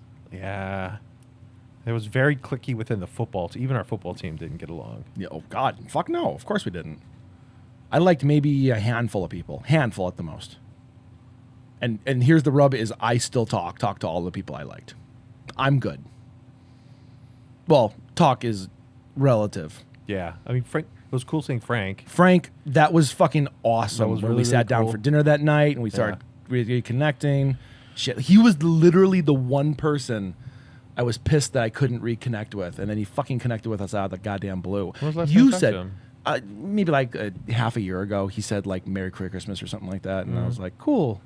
But I don't think we need to keep up with a lot of people, because I think when we do reconnect, we're like, fucking tell me your story. You know, let's talk. Even more reason to do the table reunion. I'm fine with that. I don't know where to do it. Well, put the feelers out there. Guys, there are people listening to this. Whether you were part of our table or not, whether you were part of like our literal table, fuck that. If you weren't a part of our literal table, and you know West Chicago area, what would be a good fucking place to get food, drinks, big enough to accommodate maybe what, like 30, 40 people? One large table. One large table. I mean, shit, how hard would it be to get into the cafeteria at the high school? They're not going to use that as a venue. Why? Venue space. Why? If It's a high we school. clean up, if I bring in a fucking contract in that I do for my films and saying we're going to take care of everything, you don't think so? I don't. Interesting. Okay. I mean, that's not what it's for. I it's know not it's to make not what money. it's for. It's a public. But public school. But if we can throw them a couple $100. No. Okay, fair enough. I mean, if we could go to a place that just had a big ass table. It's not like I wouldn't recommend anything like a venue, like a hall or something like that. I was thinking like a VFW. But that's I don't know if that would anyway, feel go wildly to- out of place because I'm Would not it? a vet. But you can go into a VFW. Yeah, it just feels weird. They have. It feels like I don't belong there. They have the Turners. Yeah. What, in Aurora? I've eaten there before. No, they have a Turners in Elgin, right across the street from El Coquito. Yeah, well, I don't know why, but when we were talking about making the movie, that's the building I thought about for Lawrence's like headquarters. We probably could rent that place out. I have no idea what the inside looks like, but the outside looks like it's fucking dilapidated as shit. Yeah. It looks like it's falling apart. It used to be a That's haunted why I house. want it. Heather said it was a haunted house for years. Oh, that's so fucking cool. Yeah. Oh, that'd be cool to shoot in a haunted house. And they do food there every. Turner's food is fucking garbage. Is it? I don't know that place. I know the place in Aurora that I was welcome to 1 week, and They usually do like a fish fry there. that's what we had. We had a fish fry, and kind of fish we talking? I don't know. Do you like fish? It depends. But What yes, type of fish do yes, you I like? do. Good, edible. Yours is. Yeah. I So mean, don't I'm know a what that really sushi. means. I love sushi. I'll eat anything off a conveyor belt, even like the me too. weirdest stuff. I'll always try it. I love food off of a conveyor belt. Goddamn right, man. Makes it taste better. It does. Have you been to P.R.O? Hmm. There's a sushi place in Schaumburg. They have a conveyor belt. The conveyor belt food's really fucking good, but they have a digital menu that you just order from, and another conveyor belt comes and brings you your specialized food. I want that. It's really fucking nice. It's pricey as shit, but it's really nice. I'm like my mom's taking me out for dinner like the day after my birthday. Yeah. And I really want to go to like sushi or Korean. I want to do Korean because now that I'm married, now I get Korean like once every other year. Why? Why so few? My wife hates it, and we don't normally. Dude, if you want me and you to go out and eat and get Korean food, I know it'll be painful pocket wise, but I would have that time with you, dude. and you get to show me shit. Like Korean food? Yeah, you know more about it than I do. I'm super down for that. You've never had Korean food? No, I have, but you know it better than I do. I know bulgogi. I know the make your own fucking steak and shit on the grill. I know that kind of Do stuff. they have one of those around here? Yeah, this is in Schaumburg. You're shitting me. Oh, yeah, it's on Schaumburg on Golf. Granted, I haven't Is been there it in a couple by years, but Mitsawa? it's a little closer, but yeah. I would totally. Wait, is that one the Korea 92? I don't know. Yeah. I don't remember. I love. I ate those there once. And it was places. fucking phenomenal. I love Korean food. Goddamn right, man. Their barbecue is amazing. Bulgogi, man. Ooh. Dude, I I'll go uptown on love their bulgogi. kimchi. I love cucumber kimchi. I love their you the been to rice H Mart? noodles.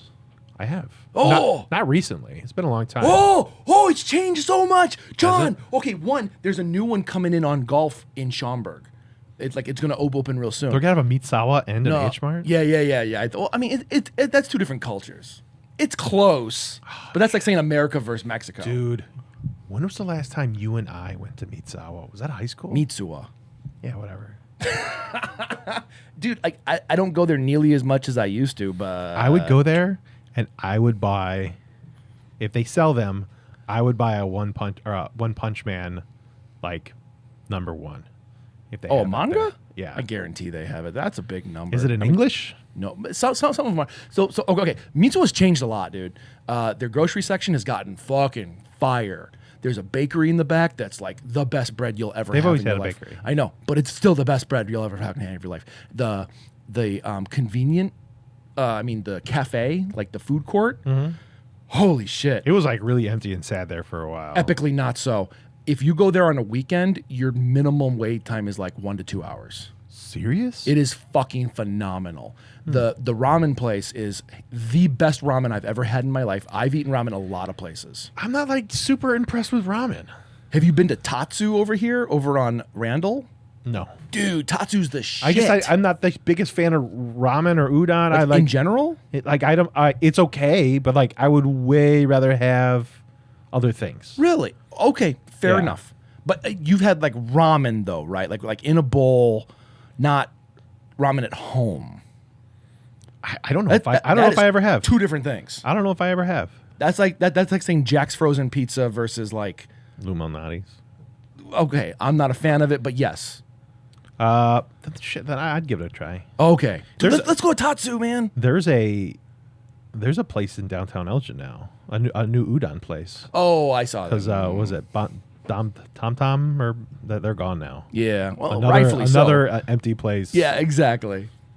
But dude, that's nice. I like that more cultural food is coming in. I fucking love the diversity. I like the sushi place downtown. It's very expensive. It is. It's very expensive. I don't think it's that good. It's better. It's pretty good for the area. It's definitely good for the area, and I'm glad that Chris and I forget his sister's name, that they're there. They're bringing culture to a fucking area that doesn't have it. Fucking wonderful. I love the mixed drinks. I do like a lot. Do you? I do. I can't get into sake, man. I tried my ass off. I'm very intrigued by it because I have drank everything under the sun, and I've never had any like mixed sake. Okay. That was really really neat. Yeah, dude, let's go to Tatsu. It's real fucking close. You know where the Twisted Kilt was, or the Tilted Kilt? Tilted Kilt. And then there's a Starbucks and a Panera up on Randall, right over 90. I mean, I trust you. I don't. All right, it max with traffic. With traffic, it's a max 10-minute drive from here. Okay. It's a Tatsu ramen place. It's right next to the worst hot dog place I've ever eaten at, called Sammy's. By the way, if Sammy's is fucking trash. I'm happy to help give culinary critiques here. It's right behind the sushi place, Station. Oh, that's where my mom's living right now. Really? Right behind there? Yeah. That area over there is fucking awesome. Yeah, that's where they're holding her up. No shit, dude. That's a nice area. Dude, her rent, like they're paying for everything. Yeah. Her rent is more than my mortgage by not a little, by a lot. That place is dope, man. They got like their own parks and shit over there that like Yeah. you have to be like a member to get in. Yeah, there's pool over there. Everything's within walking distance. It's pretty cool. Good fucking food right there. So the udon place is right there. No, that's a ramen place. The ramen place. Yeah, it's right there. Oh, shit, maybe It's fucking phenomenal though, dude. It really is. I'll go there on Tuesday. Do you want to come with? Not tomorrow. I'm booked till No, it'd tomorrow. be the 25th. Oh, for your birthday? Yeah. I mean, if that's what, like, dude, I want you to pick something for you, and I've I'm already not crashing you and your. I have mom's already dinner. asked my mom and my wife if it was okay if I had Asian food on my birthday because I know that they don't like it. They both are okay with it. It's my yearly meal that I get of Asian food. Holy shit, that's next week, dude. I'm going to Vienna in a week and a half. Europe, Vienna? Yeah. Speaking of which, I'm not going to be available the 31st or the 7th. So 2 weeks. I got to bounce. That means that we have to. Have we received anything from other people? So I'm trying to think real quick. We recorded 2 episodes last week. Yeah. One's going to be pushed back. Like that episode's going to come out this week. Okay. This episode's going to come out next week. So we kind of have a little bit of padding. We put out a call the last episode saying, hey, what were your 5 things that you would do if you went back in time to high school? We have had one person. Just one? One person. I thought Tommy did too. No one else sent me anything. Tommy, he had photos, so I was assuming that he was recording something. Oh, I haven't gotten anything. Well, Tommy, do your thing. Get on it. Get on it. I think that would be like a fun introductory episode. I agree. So we can release that during that. So if you guys, anyone out there, again, I don't give a shit about the quality. I don't care about that. I care about you taking the time to do this, taking the time to just tell us. That's huge. So please. And we want to go full. We want to go full podcast. And I know that you want to use what was that? Podbean. We can use whatever we want, but I'm already paying for it. So. I know you're already paying for it, but we have to switch it over. You need to give me access to your stuff for me to. I gave you the website and the password and everything. To what? To my email? Mm-hmm. Oh shit! Well then, how about before we leave, we just copy everything down because I have everything up upstairs. Just resend it to me. How about before you leave, you copy everything down so you have it. So I have to write it. Jesus. What is this old technology? No. This pen. I just know that I can literally hit Control-C, Control-V. Yeah. And I know it'll work. You're right. Let's do that before you leave, though, so you absolutely have it. Yeah. I've been reading up on it. It doesn't sound that difficult. Shit, dude. I've been sitting on this whole time, so I was like, I guess he doesn't want me to have access to the. Oh, I sent it to you that night. I went into the room and I was sorry, click, I didn't know. Click, Shit. Okay. we'll do the it thing again. that's crummy, and here we go. This is probably something we could talk for. Yeah. Bit. Dude, I have my email is a Hotmail account, and like I've been sending to Gmail. I know. The thing is, I have Gmail. I don't know how. I have so many things that go to my Hotmail account, and my Hotmail account is just trash. I didn't know Hotmail was still a thing. Yeah, I use Hotmail for like 99% of my stuff. I have a Gmail one for I don't even know why. Why are you on Hotmail, Grandpa? So, and that's what I'm talking about. Everything goes there, and I don't even know like who has access to it or like what websites and all these things have access to it. So I have to slowly switch everything over to the Gmail email because, dude, the Hotmail one is just hot garbage. Yeah. It's a terrible platform. I keep getting just trash, like garbage email. Yeah. Constantly. Gmail is epically better on so many fronts. And when they send that garbage website bullshit emails, it automatically gets filtered. Yeah, my filters don't even work on Hotmail. I'm aware because it's a garbage platform. Yeah, I need to. It is literally where they put toxic waste when they want to get away from the EPA. Donald Trump got rid of it. Yeah, in Hotmail. Is that where he put it? Yeah, he put it in the little pipes, in the little wires. Yeah. Go to Hotmail. Well, it worked. That's where they went. That's where it went. That in Yahoo. I'm sitting there looking at. I'm trying to figure out like I keep blocking these things, but it doesn't work or do anything. It's like I'm digging in the desert and it's all just collapsing in on me. So here's what kind of baffles my fucking mind. Not that you or anyone else still has Hotmail, is that there's still a fucking business. People go to work at Hotmail and are I doing never like thought of that. Doing like technical work on it. They get paid to. I don't know what they do. Somebody's just like, yes, we have to make sure that we're still receiving. There's one guy who's receiving. Guy in Buttertown. Well, yeah, there's one guy in Buttertown who's I'm justifying my existence with, and I have no creative skills. And I have to make these decisions, and my decision is to let it all just come in. If he denies it, let it in. If he erases it, put it back in. If he unsubscribes, resubscribe. Fill it up.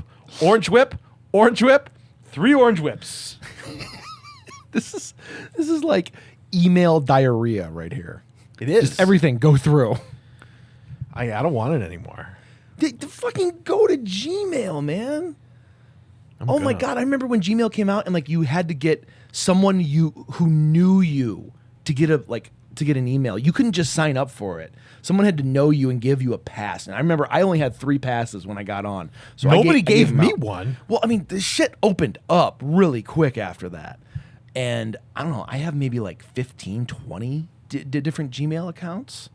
Gmail is fucking amazing. It's so intuitive and smart. I've heard that there's a way when you're signing up for stuff, it'll be john@gmail.com. Mm-hmm.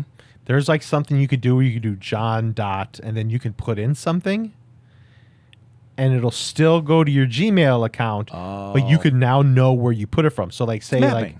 what is it? Mapping. There's a way to map it. Is Yeah. that what it's called? Mapping? Mapping or forwarding. There's a But there was like people said like what they would do is every time they would sign up for something, they would go John. They do their email whatever. Like I'm signing up for Ace Hardware. Yeah. At gmail.com. Spam bullshit. Yeah. So when you're getting spam and you find out who it's getting sent from, even though it's all going to the same location, you know who sold your stuff.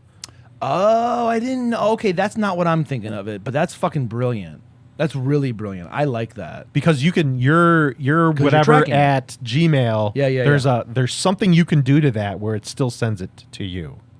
Well, so if you go into your Gmail Google settings, not Gmail, Google settings, you can tweak your email. Like personally, I pay for Gmail. I pay a monthly allotment to have it but I get a lot of service for it. Like what you get like 15 gig for a Gmail. You get 15 gig for a Google Drive. I have 5 terabyte. But I use that shit all the fucking time. And I have a business account on that 5 terabyte, so I get like my business accounts. So instead of at Gmail, now it says at eo7media.com, and I can get 100 different emails under that. So at Jason, at Buttertown, at whatever else. And then what I do is I do those emails for when I sign shit up, and then I just look at who they're sending it to. And I just look at the names. Like, I have a lot of like marketing, I have advertising, billing, blah, blah. But then I'll make other ones for that purpose alone and be like, spam Ace Hardware at eo7media.com. And then I'll sign up with that. And then I know how it's getting to me. I like the idea of learning who's selling it, though. I just do it to make sure I don't get the fucking emails. I don't want the fucking emails. Yeah, Gmail is fucking beautiful about that. But there's like all sorts of government things and all sorts of stuff that's hooked up to my Hotmail. Then keep it for that. And the thing is, I'd have to like go a year. Forwarding. In Hotmail, you should be able to forward to a new email. It'll be in your settings. You can do it on any email service. So anytime you get a new email, or if it's good enough, I don't know if Hotmail can do it. I know Gmail can. But you can set up, if I get an email from X, send it to Y. I think what I'm going to do. Burn it all down. Yeah, pretty much. Yeah.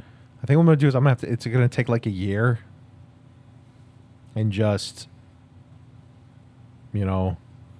I'll have to keep popping in. And as I like, there's like I forgot I signed up for that. And now sense. This is like my yearly thing that I get from them. Like your subscription or something? Or? Yeah, either like yearly subscriptions or stuff from like the government.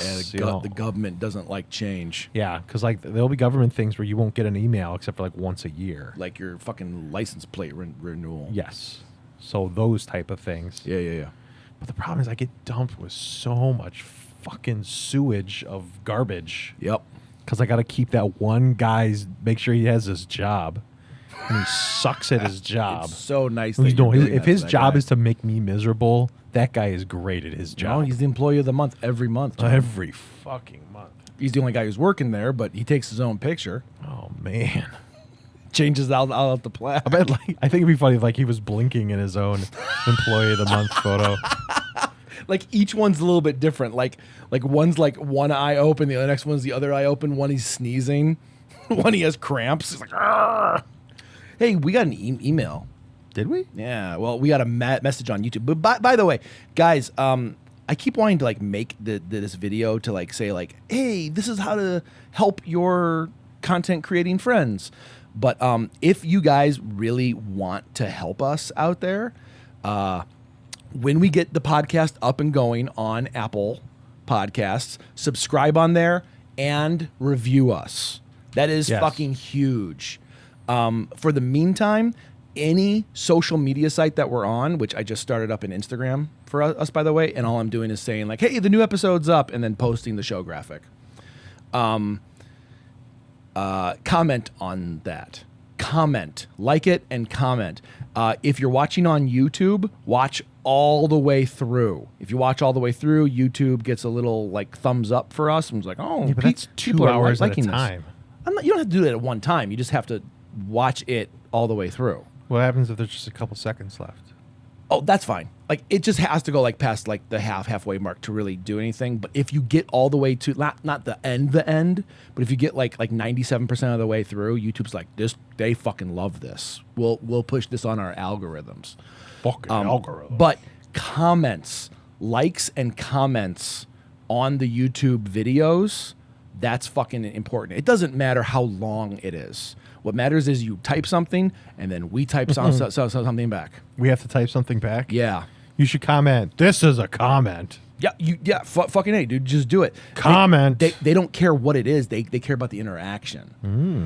When I learned about that on my business page, anytime someone writes a fucking comment, I will say, thank you so much for taking the time to comment. And then I address their question or whatever. But I write back to every fucking single person on my business page. And I have like 3 or 4 videos that have gone viral for like editing things. Like one has like 60,000 views on how to like save an editing project that crashed, and it's fucking awesome. Sometimes it works for people, sometimes it doesn't, but the people who write in, they're so goddamn grateful, and it's awesome. And I just say thank you so much. And the more I start doing that, I'm seeing my numbers fucking rise because of it. So the engagement is a really big thing. So we got someone to write in on episode 10, the do-over. Next podcast, you guys should talk about what if you got superheroes like invincibility, being able to stop if you could fly. I like being able to stop because if you've heard us talk right there, that's not something we are able to do. Like, stop eating fast food? Like, just stop. I wish I had that superpower. John, I wish you would stop. Would you just stop? If you could fly, travel the multiverse, be able to shapeshift into anything, or like what if this happened about stuff? Here. What if this happened about stuff? What if this happened about stuff? That might be like my favorite sentence of you the guys week. should talk about what if you got superpowers like invincibility, being able to stop. If you could fly, I love you. travel the Logan, thank you. multiverse, being able to shapeshift into anything, or like what if this happened about stuff?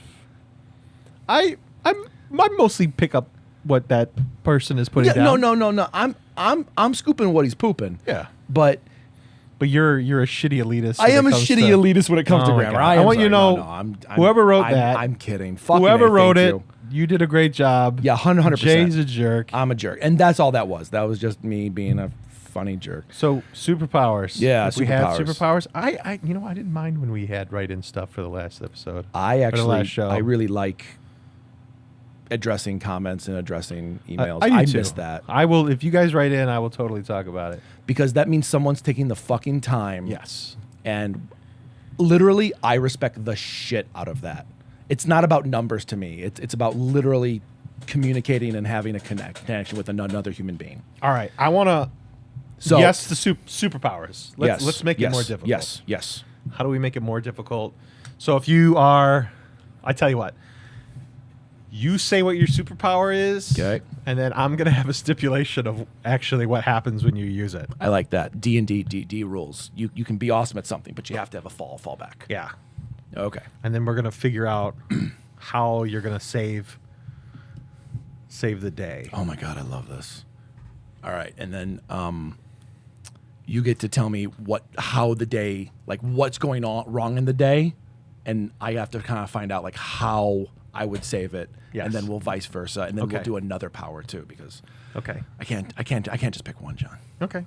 I'm sorry. So I think to start this off, if I actually had my druthers, if an isekai anime god came down and said you can have one cheat skill, what would your cheat skill be? I would say, I wish I could communicate freely, easily, and effortlessly with animals. Okay. Okay. And then your stipulation is you can do that, but only while you're having sex with them. Oh, this got Jesus Christ. I'm Okay. having flashbacks right now, by the way. Okay. Holy shit. So you can in fact do that, but only while you're having sex with them. Well, there goes our PG-13 rating. We never had one to begin with. Okay. Now tell me what day I have to save. You are at the zoo. Oh, Jesus Christ. You're at the zoo,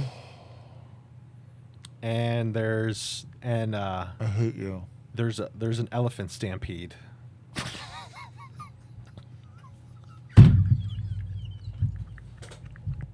Little Timmy's in the way of Jumbo. What are you gonna do? It's worse that there's people there. They're all and they all know you have superpowers. Oh, do they know what the superpower is? Yep. Oh, so I'm like Captain America. I'm like Steve Rogers. No, like so essentially they know you're there. They know you're capable of saving the day. But they're all going to be mortified and they have their cameras because they know you're definitely going to make it into the funny papers the next morning. But like, I don't know what you would do. Like, how are you going to stop an elephant? Like, there's other animals that you could latch on to. But like, how's that going to help? Like, you want to talk to an elephant. Oh. Oh. All right. Let's workshop this. Oh, And mind you, I gotta take like my you head can off. only talk to that animal while you're engaging. Yeah, no. Into the most I am super. holiest of acts. Oh, I am. So that means you can't kill it. Also, it's not going to be happy that you did that to them. No. Like it's not happy for them. You're immediately gonna like the first thing that like pops in your head is like that you've just raped that animal. Oh. God damn it. And now you have to convince it. Did you ever see that? You've just raped this animal and it's super upset. Jesus now you have to Christ. convince it to do your bidding. Did you ever see that video of the little kid who opens, like, it's Christmas morning and he opens up the box and it's like an Xbox 360 or something like that? But it wasn't really. And inside is just socks and his face just like crumples down and his whole family is laughing at him. Yeah. And like the good part about that story is like people on Reddit donated and bought him like the Xbox and every fucking game that came out. Yes. And that's beautiful. But right now, there is no Reddit for me as I am that little kid opening up the box of socks. You fuck, dude. This is going to be a good one. I don't think it will. I think I'm going to really disappoint people with this. You have the full reign of all animals. Oh. That would be, we'll just say, Brookfield Zoo. Okay. Let's say for shits and giggles, I don't have to go and fucking find all the animals, because if I'm going to have my dirty way with an animal, I don't want to go get it to unlock a room to open up a fucking cage to be like, come on out. Mm-hmm. You know, they're already out. They're already aware. Yes. They Yes. have to be. I can't fucking fathom like calling over a zookeeper and being like, hold on 1 second, trust me, I need your keys. Like that, that can't be a part of it. This is a situation where like they know you can save the day, and PETA definitely protests. All right. But you have a key to all the cages. Okay, I have to know, is my face open or do I have like a mask or a costume? You get a costume. Okay, a fucking full face mask, not like It's whatever you want it to be. Not a Robin over the eye bullshit. You need you have to have a costume that allows you to copulate. I don't know if it's like Velcro. All right, no. Velcro, does Velcro like hold? Like you obviously can't like pull it around your ankles because what happens if you have to run? Yeah, no, I'm aware. So you need like some sort of like Janet Jackson tearaway device. All right, so it would be like made of like faux fur. Okay. And it would look very like Craven, only more like covering every square inch of flesh, just so I cannot be identified as anything else. Because this is fucking insanely inhumane. Mm-hmm. If this is literally how to save life, this is so bad. Like, this is like a whole school of Jimmys. My This cat? Yep. A whole- Imagine Imagine there's a pen full of children petting adult cats with diabetes.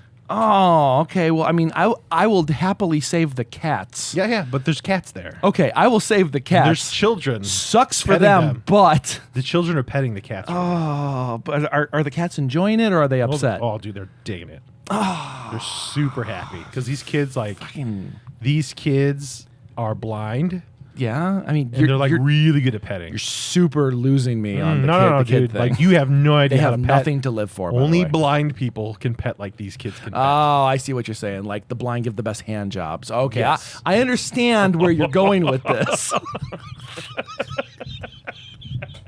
God damn it! I just slipped right back into this. I know. Okay. Oh fuck. Okay. So, I apologize for anyone who listens to this who did not know what we were capable of. Okay, so I'm gonna find a lion, and Oh, wow. Okay. All and right. see, in order to do this skill set, I gotta have some kind of coaxing mechanism pre-designed. Remember, they're not happy with what you're about to do. I'm aware. So you're going straight for the lion. It's almost like you need. So in explosives, you need an explosive chain of a smaller explosion that ignites a larger explosion, which ignites a larger explosion. I get Right. So I get your you metaphor. almost have to find like a raccoon. Fuck no, they have rabies. So do you.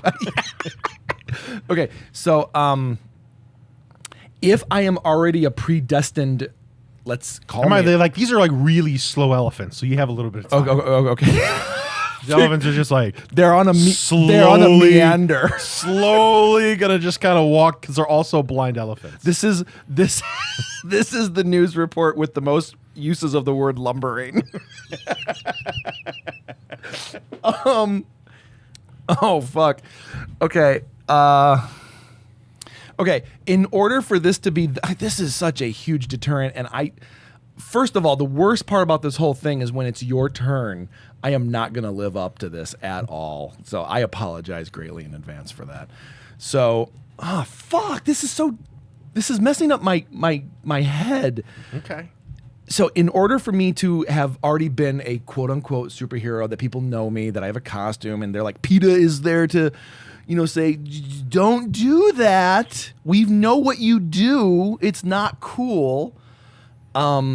Chances are I would have some kind of protocol already put in place in order to do this, right? Like, it's not like my first time where I'm like, I got to figure out how to coax a lion into copulation, the king of the jungle. I would have something in place, right? I'd be like, hey, look at this shiny bauble that makes you a little bit calmer, right? Yes. So I shine that bauble, and I'm like, hey, kitty, all cats like to be pet a little bit. And then you just raise the tail up, because if you ever pet a cat's tail, they're like, oh, Is this gonna be a lioness or like a full-on lion? it's a fucking full-on lion. Okay, Oh, okay. because lionesses kind of own the lions. True. I think I would go with a lioness instead. Okay. Okay. So you go with the lioness, and oh my God, I'm skipping the fucking X-rated shit. It happens. And then as soon as penetrate, God damn it, I can't even fucking. Oh, I'm a professional, John. Sure are. You sure are. Jesus Christ. So as soon as penetration happens, I instantly say, don't worry, everything's fine. Safe. Please remain calm. I explain the situation of who I am, of what I can do, why we can communicate, why we can understand each other really quickly. Okay? I have some kind of pre-written note card in my brain. And you're going to fucking roll the dice here, because you're going to be my DM to see how the lioness reacts. To say hey, everything's fine, everything's okay. In order for this mental connection to happen this way, I am so sorry to do this to you, but this has to be done this way. I am not trying to take advantage or be an alpha.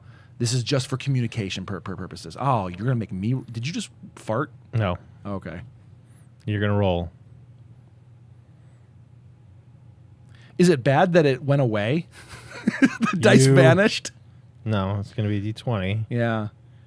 Oh God, shit! You actually got a 20. Oh. Wow. So this lioness likes you and because you've done this with her already. I don't like that. And she likes you. She immediately is very happy. Okay. That you picked her again. Okay. Because she loves you very much, and you guys have a connection. Okay. So again, my rule is it's not talking to an animal; it's communicating. So she can understand complex thoughts that I would be putting into her head. Okay. Yes, you're fluent in lioness. Yes. So, by the way, highest roll ever gotten. Any role-playing situation ever. You did that right out of the gate. That was pretty impressive. Don't worry, it'll never happen again. So I explained the situation that there are little kittens over there that need to be protected. We need to protect other cats. Can you get your pride, your other lionesses, and the lions together so that we can go stand and move, kind of like reroute the elephants back into their pen? I need your help to help communicate with them. Okay?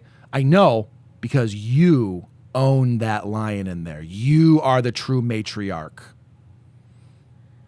Okay. She liked me enough to. And she does. That. Okay. She likes you enough. But. Oh, shit. But all the other lions, she's talking with the other lions, and they really don't give a shit. They don't care. All right. How many other lions are there? There are 2 female lions that are down, but the male lion doesn't care. Okay, the male lion. So now you have 2 other female lions on your side. Okay, so I have 3 female lions, and now you have 3 female lions. They're down to help. Okay, because you told them that there's other cats over there. Yeah, right. Yeah. So we need to save the cubs, the other cats. But I need your help to convince Big Boy Lion, because we need all four of you. For plot development to happen, we need all 4 of you to truly come together. The worst part about this is I'm just thrusting the whole time, aren't I? Yeah, you're going to have God damn it. The visual is horrendous in my head because it's a POV. It's not like I'm not seeing it as a film. I'm seeing it like from first person view. Yeah, and mind you, you're making all the sounds. You're just going.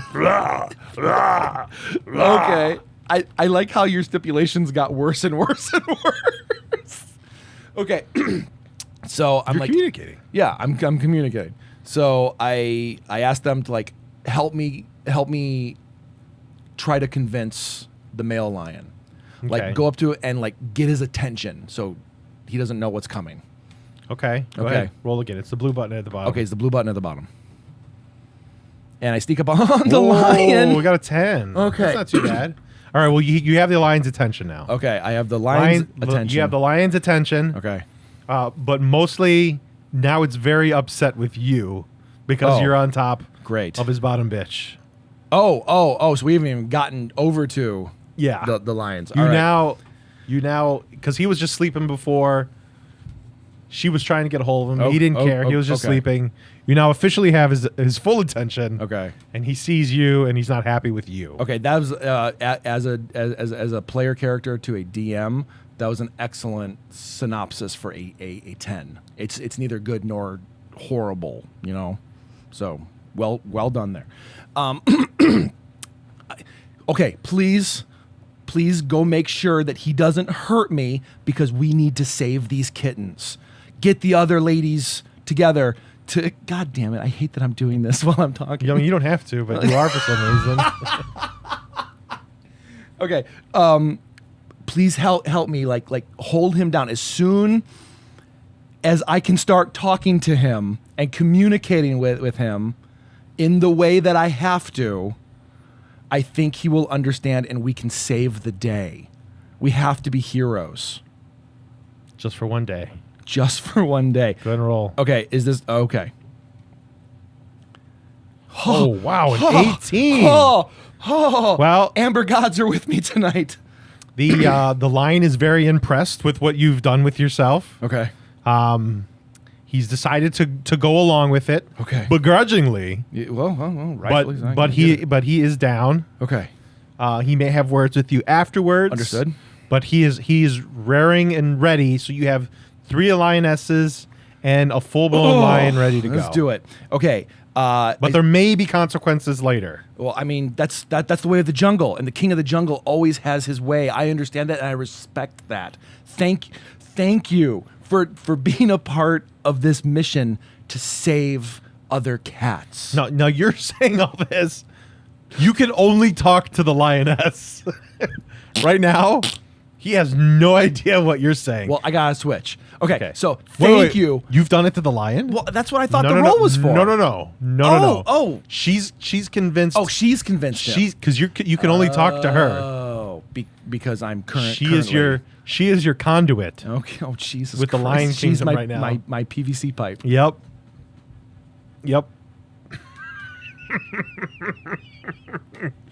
Yep. Land pipe. Oh, okay. So he's into it, understandably, mostly. I say, let's go reroute those elephants back into their home and keep them safe while keeping the cats safe too. Okay. Okay. Now, what do you recommend? Because these are cats, and there is a term called herding cats. Yeah. Their attention span and really their aloofness is, but they're really right there. They're lions, though. They have a purpose in their pride. They're not like cats where they've lost You have that to give pride them mentality. You have to give them a direct order. Oh, You're not asking them. Like, you can't. They're cats, for Christ's sake. They don't understand complex logic. All right, Lioness 1, you are going to slowly creep up behind the lions. Do you want to do a roll per, or do you want to give the directions and roll? Jesus fucking Christ. I don't know. What would be more cataclysmic for this scenario? I think if you... I would, if it were me, I'd do an overall roll. Yeah, let's do it overall because, hey, if it doesn't work, the story ends and we move on to the next one. Yes. So, okay, Lioness 1. You're going to slowly creep up behind them, and when on my signal, you will growl and get their attention and move them toward the other lions. Lioness 2, you're going to be the cutoff point from where the kittens are right now.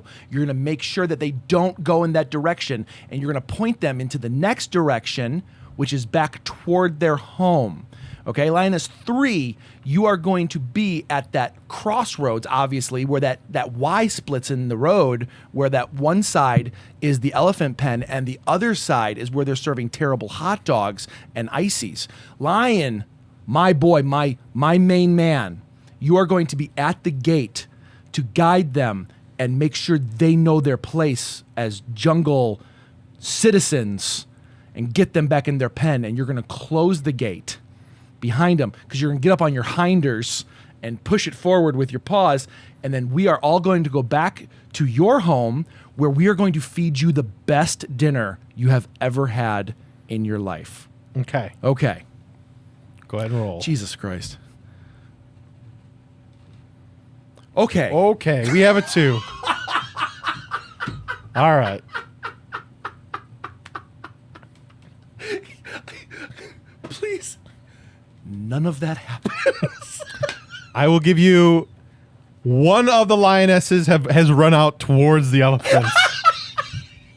I'm sorry for laughing so loud. The other one has slowly trotted behind it, but has lost interest. And the lion, now that is not being bothered, has gone back to sleep. Not the worst case scenario. Okay. In the meantime, though, there is a walrus that's close to you. And it's sleeping. I hate you. I hate you so much. Oh. It's bathing in the sunlight, and it's not obviously bothered by anybody. All right. Well, But there is one lion that's running out there, and you don't quite know what it's going to be doing. Oh, It definitely okay. sprinted out there. Okay. So I need to save these cats, man. I need to save these cats. I am pulling up my pride. Not my lion pride anymore. I think I've lost control. You have one probably. I have one probably. And you have one directly under you. All right, walrus. So you're dismounting the female walrus. It's tusk time, baby. It's tusk time. So what's happening with the female? I tell the female lion what's going on. Uh-huh. I said, I'm going to go try and get help from here. Please, please go try to protect these kittens. The blind kids are rubbing them way too hard. They're pulling their eyelids back. It's not cool. They don't know their own strength. So hopefully she goes, because we've been connected this whole time. I pull out. I hate that I said that. I walk over to the walrus. Cuckoo, cuckoo. It's sun. You can hear it breathing. It sounds like a tank. Breathing heavy breaths. You know, fuck it. It can't see you. I am just gonna go in for it. I am just going to, as I'm walking over there. It has very large tusks. It is an obvious male. I have a utility belt full of lube. I want to remind you that a walrus's penis is the largest in the mammal kingdom. What would happen if an animal raped me? You want to roll? No, I definitely don't. So I reach into my utility belt full of lube and Valium. So I pop a Valium to not care so much. And I get a fistful of lube, and I'm getting ready as I'm walking to the fucking walrus enclosure. I hate that the show has devolved this fast. And I slip into the walrus as he's sleeping. And I quickly tell him, this is for the good of all the animals here. All life in this zoo depends on us protecting each other. I am not doing this because I want to do this. I'm doing this because I have to, and I am sorry. You are a majestic, majestic beast, and I respect you. But I need your help to go get the lions, to save the kittens, and get these elephants back in their damn house. Will you help me? And we're rolling. Ooh, that's okay. We got a 9. That's a middle. All right. The walrus, for the most part, hasn't really moved very much. Oh, okay. Well, I don't know if you've necessarily penetrated. There's a lot of walrus and not enough J. yeah. Well, The good thing is, we're it's speaking not, the truth. it's not upset and it's not doing anything. If anything, it's been with a trainer for a really long time, so it doesn't mind human contact. Okay. Yeah, I'm petting it. I'm very nice. You're petting. You know what? I pull out from my utility belt from the back the extra special animal love extender. Okay. That I attach, and on the front it says, "For all life." And I slide the extender in that's attached. Okay. And if this doesn't get his attention, my cue to my James Bond is going to have, we're going to have words, because he has said time and time again that this DNA encrusted extender will penetrate the heart of all life. Please, can I just roll? Get this nightmare over with. Oh, we got a 19. Okay, so the walrus purrs with delight. Cuckoo, cuckoo. It is a guttural and low. Oh. Thank you. That's all I wanted. He is very happy. Okay. He's down. He appreciates the attention because there was a newer walrus that was in the tank. Oh, I didn't know that. That was getting so much more attention than him, and he appreciates the contact. Oh. This walrus is also incredibly fluent with many of the aquatic species. Wow. So it doesn't necessarily speak to lions. It doesn't speak lion very well. Right. But you have the attention of lions? all the sea lions. You have attention to the dolphins. And you have attention to seagulls. Oh, yeah. Sea gulls. Yeah. Yeah. And many starfish. And many oh, gee. Thank God we have the starfish. So Okay. thankfully the aquarium is right next door. Okay. So I am going to ask the dolphins. now I want you to know you still have a lion out there somewhere. Right.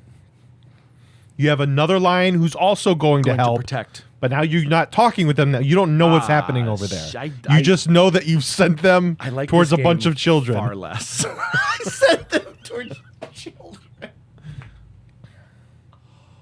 All right. Oh God. All right. And I want you to know the walrus is very down to help. You have the help of many different cross species now, but you've heard the first child scream. Oh, good. Okay. Okay, walrus, I need your help. I need you to command the dolphins to grab the starfish and whip them out of the water and make as much splashing as possible to get the attention of these elephants away from these children and the cats. I need to get you get the elephants away from the cats and save the day and save the kids. And what you're going to do is you're going to grab the starfish, throw them up to the seagulls, and the seagulls are going to bring them over and lay them on the ground to make a road dotted line. And if you do enough of them, we're going to do all the starfish because they believe in our cause to do a dotted line on the floor so it guides the elephants like a street back to their pen. And please stay away from the lions because lions like seagulls, but be safe. Go. Okay. All right, here we go. Why do I have to roll for everything? Roll. A 20. Wow. Okay. All right. Immediately. Yes. Water is shaking in the dolphin tank. And you just see hundreds of all of these starfish being flown into the air. Seagulls from the parking lot and from the surrounding area are swooping in. And it's almost like this German machinery of starfish are just starting to pelt the ground in front of the elephants. Now, as you're doing that, everything is happening the exact same way that you want it. But I do want to remind you, one of the dolphin tells the walrus he does know that elephants can't see very well. And the walrus says, just do what he says.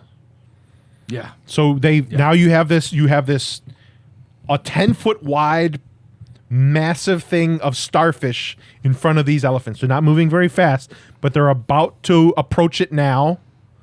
And the first one starts to step on it a little bit, and its leg squishes, and the first one stops. Okay, tell the starfish to reel up their prongs and guide them toward the pen. Get them away from the kids and any sort of destruction, because the fucking Dumbo does not like mice. They're very small, and they can see small things. They don't like mice. They won't like little starfish on the road wiggling in front of them. Do tell him that. Okay. He knows that you believe that wives' tale, but that's not real. Oh. But he tells the starfish anyway because he just wants to make you happy. Yeah, I mean, obviously. And the first starfish latches directly onto the trunk of the first elephant. Okay. Cool. Then what happens? And it's stopped. Okay. The first one has stopped. Okay. And now all the other elephants are slowing down behind it, and now they're very confused. Okay. I'm sorry, Mr. Walrus. I'm going to disengage. I will come back to you, and we will talk about wonderful things. And I appreciate you, and I appreciate what you bring to this world. I will come back and talk to you, so you're not so lonely. You deserve better. I will be back. Okay. I leave. I go and run, zipping up my little Velcro area, and I run and find the lioness in front of the elephants. And the lioness, I'm hoping, is pay attention to the elephant, or at least knows me well enough that doesn't attack me while I run up to her. And I grab the tail and God damn it. And then I start to communicate with her. And I'm like, we need to guide these these elephants back to their home. Please start corralling them. Tell the other lionesses to get them back to their home and save these kittens and children. Okay, roll. Oh, dude, you are... Ooh, what happened? I don't know. 24. No, that's not what you Ah, got. damn it. I think just touch the die, and they'll go away. Like, touch them on the screen. It's a really good app, whatever it is. Oh, I see what's going on. Okay, go ahead and roll. Oh, this is another dice, man. I want my original. No, I'm kidding. It's it's digitally the same thing. All right. Oh, a 5. Is my nightmare over yet? Did I die? Okay. The female lioness has allowed you to mount it, but Yeah, that's what. Yeah, she allowed me to mount its butt. yes, but But that first Yeah, its butt. lioness Oh. has already started eating the first child. Those kids are yelling and screaming, and they're running away. And the lioness is now seeing the other children run and is crushing those children's necks one by one. But all of the cats have run away. oh, they're all safe. We have, out of a dozen children, 6 are dead. Okay. But all the cats are saved. And the elephants are just kind of confused and standing there. I think My heart of hearts wants to zip up and say, "A job well done. The day is saved." And calmly walk away whistling to the sounds of screaming. there's a Queen song playing as you walk into the sunset. I guess you've mostly won. Okay. I like that you didn't say what kind of Queen song. Just a random B-side. Just a random B-side Queen song. One that never plays. made it. Yeah. One that nobody really cared. Just a random B-size Queen song. So, John, what superpower would you pick? Nothing, motherfucker. I wouldn't do this. All right. I want to be able to. Oh, fuck. I want to be able to. I want to be able to perfect anything after I've seen it done once. Anything, and I would be. All right. I could do anything perfectly. Okay. So Having seen it only done once. I am going to put multiple stipulations the way you did me. But first of all, I'm trying to be clever about this. But the thing I keep coming back to is Minoru rules, or the Staff of One rules from Marvel Comics. You can do your Taskmaster-like power. You see it done. You're able to copy it perfectly. But as soon as you do that one thing, first of all, shit. Because I want to give you a good stipulation here. Okay, we're going to go with it. Staff of One rules. You can only do that one thing one time and never again. Wasn't this somebody from? Now that I'm thinking about this, wasn't this was on? What's that one DC show that was on Showtime? Wasn't there a guy in there that could do that? That was his thing. He could do anything one time. Well, so Taskmaster from Marvel Comics can mimic anything, any like special move or attack or thing like that. In Marvel, Taskmaster is from Marvel, but there's a character called Minoru, and she has a staff that you can only do one spell one time ever, and you can never do that spell again. Okay. So whatever you're doing, whether it be, walking a straight line or talking Russian. You will never be able to speak Russian again. You'll never be able to understand it, no matter if you study it or not. Okay. Absolutely. You like I can fly. You will never be in the air again. So to the degree of everything that surrounds it, meaning you can't jump anymore if you want to fly. Okay. Okay? I have my... Let's bring it on. All right. And just like you fucking asshole, you kept making things worse. Let me... Okay. Okay, you can see it done once. All right. A woman is tied to the train tracks. A train is looming on the horizon. We can hear it far off in the distance, but it is speedily approaching young Mabel, who is tied to the said train tracks. You must go save her in the middle of a desert. Hundreds of miles from civilization. Oh, jeez. Go. I put you in a zoo. You fucking asshole. You put me in a zoo. You had all the animals. All right. Here, I will throw you. Do I get to? I will throw you a tasks bonus. that I've learned before. No, it has to be. You see it. Things that I and then see right there. That as soon as you see it, then you can do it, but you can't stack them. Okay. You can do that one thing. Inside this desert of desolateness, there is a Burning Man festival happening. Ooh. Okay. Okay. Very near where Mabel is being tied to the train tracks. Okay. So there's a Burning Man festival. Yes. With an eye shot of me. With an eye shot, yes. Can I see everything in the Burning Man festival? No, it's pretty big. You would have to go to the festival to actually see what's going on. How many do I have, seconds or minutes? I would say the train, you probably have about 10 minutes. 10 minutes. Yeah. So I have to essentially, I need to sprint into the festival and see what I see and emulate it.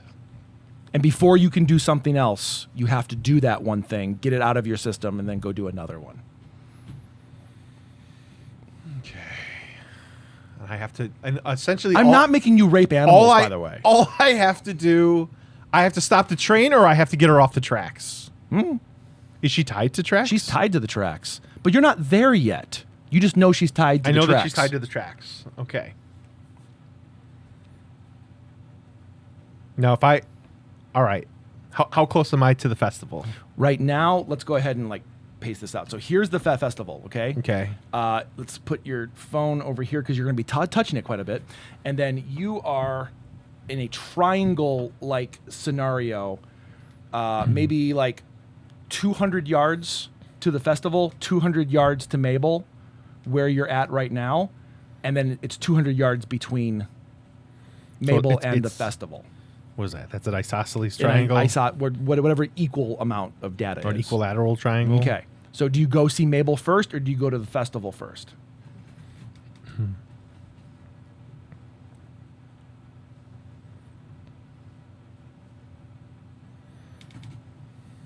I want to run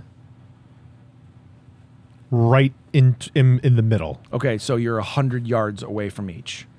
Do I run at my speed that I can run now? Well, let's assume you can run a little bit faster because if it's now, it would be kind of sad. We would be gasping at 15. And I'm allowed to pick whatever I want to be able to do only one time perfectly. Yes. That you see someone else do? That I see someone else do. Okay, yes.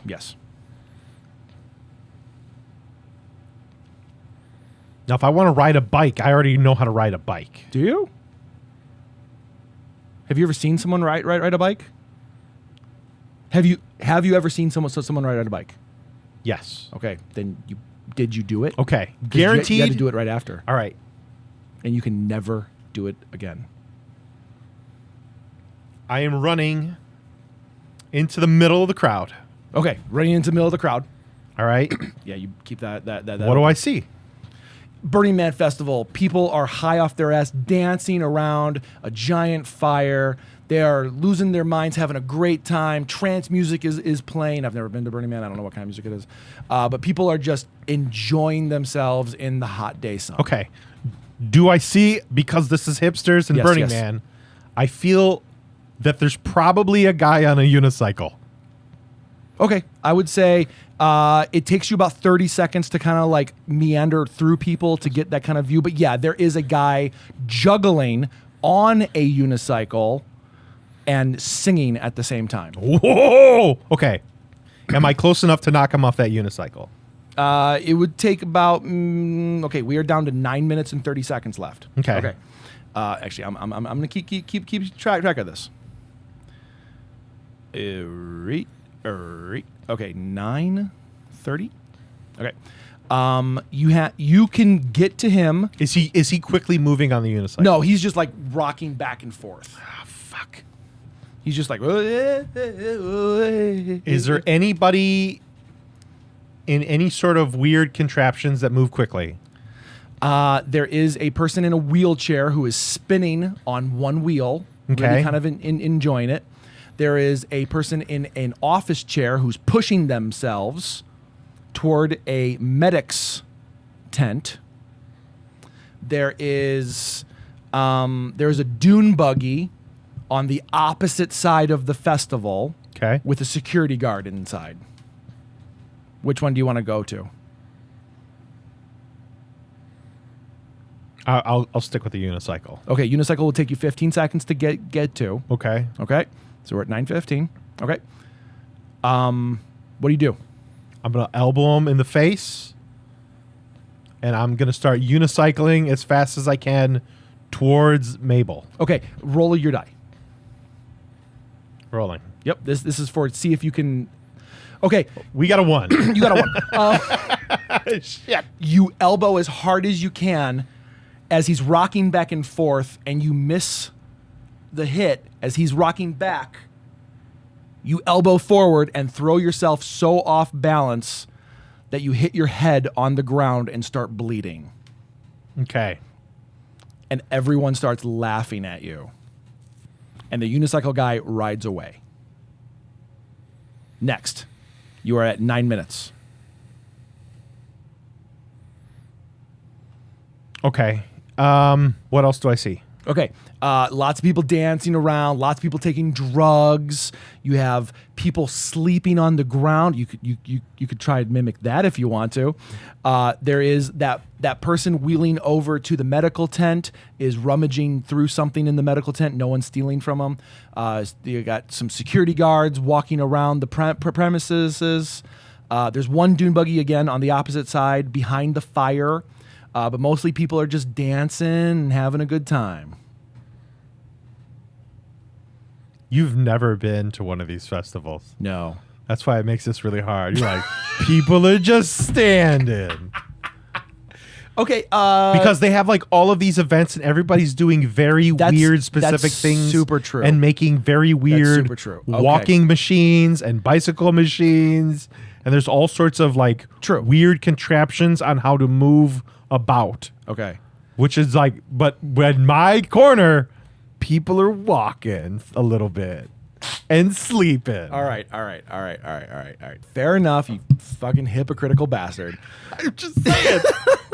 That'd be like we go to a zoo. You're at a zoo. And there's Pete is no there. animals there. That's what I was hoping you'd say, man. Okay, so God, the rape thing just threw me off. It makes me feel so uncomfortable. Okay. There are people running in circles on those hamster wheels. Oh, yeah. There's people rolling around in bubble balls. Okay. Okay. There is at least a dozen people riding on the really weird fucking little bicycles that are super tricked out with like neon lights and fog machines and everything Okay. else. You have a guy juggling chainsaws. You have someone who's wrapped themselves up in chain link fence, and they're just like acting like those wacky inflatable balloons in front of car dealerships. You have women galore showing their tits. And John's like, all right. Done. Fuck Mabel. All right. Where's the person with the chainsaws? Person with the chainsaws, I would say, is 5 seconds away from you. And where's the person with the bicycle? With the bicycle looking thing? The bicycle, the 12 people riding in bicycles are literally, they're riding around the giant fire pit, the Burning Man. What's the weirdest looking bicycle? The weirdest looking bicycle is the one with giant fucking bull horns on the front, and it's about the size of an SUV, but it's just one guy riding the bicycle. How fast does it go? I think they're riding at a comfortable like 6 miles an hour as they're just like tooling around, but you can tell that you can probably pedal really fast. Okay, I want to go directly for the guy with the chainsaws. Okay. All right. I want to throw sand in his face and hope that he drops the chainsaws. I want to grab one of the chainsaws and then make it for one of the larger bicycle contraptions. Okay, roll for the chainsaw first. You go Rolling for the for chainsaw, chainsaw. and 2. God damn it! the chainsaw. You're getting like 18s, 20s. 2. So you go for the chainsaw comes down and cuts off your forearm. No. I throw sand. Oh, that's true. That's true. You throw sand, and he throws a chainsaw at you, and it cuts your forearm. You are bleeding profusely from your left forearm. 8 minutes and 45 seconds. By the way, this is Burning Man. If you want an image, it's people standing around watching shit. Yeah, look at all those fucking bikes. As they're high on fucking mushrooms. Those are bikes. There's other things there, you dipshit. Where? All right, throw more sand. I'm sorry. The guy with the Dr. So Seuss what you're trying to say is he's thrown a chainsaw at me. Yes. So there is one chainsaw on the ground. Yes. All right. I'm picking up that chainsaw. Okay, you picked up the chainsaw. And I'm running towards the one of the bicycle things. Okay, you're running toward the bicycle. With a chainsaw. Which one? You haven't really been very descriptive. Fair enough. I'm not a very descriptive person. I want one of the more elaborate, weird looking ones. Okay, you want the weirdest looking one, or you want the one that looks the fastest? I want a happy medium in between the two. Okay, then you're going right for the middle of the crowd. Okay. Number 7 in the line of 12. It's weird, but it looks like you can pedal really fucking fast. Okay, on it. but it's very weird looking. It's very weird looking. Okay. Like it's got like painted skeletons on the side, like old school But is it big? 1950s. I would like the Could size I of fit a small, chainsaw on it? Oh, definitely. Can I Yeah. fit another bike on it? Yeah, probably. Okay. I'm gonna roll. Is that what you want to do? Yep. Okay. Ready? Okay, you're going for the bike. Okay. Okay. 14. Okay, you run up to the bike, and what do you do? Walk me through it. Like do you ask him for it? Do you push him off? What do you do? I'm gonna tell the guy, hey dude, let's go drop some acid. Can I borrow your bike? I'll go get it. That sounds awesome, man. But I'm gonna keep my bike. You want to hear my chainsaw go? Yeah. How does it go? Listen to this. You got to get off your bike to listen to it though, because it sounds like blue. Blue. All right, that was good enough. That fucking worked. Okay, dude gets off his bike. It's now 8:30. 8 minutes and 30 seconds. Okay. Okay. You are getting on the bike, and now what? All right. Dude's not happy, by the way. That's fine. He's kind of looking at you like, this isn't blue. Okay. So how close am I to Mabel? Right now, 200 yards. 200 yards.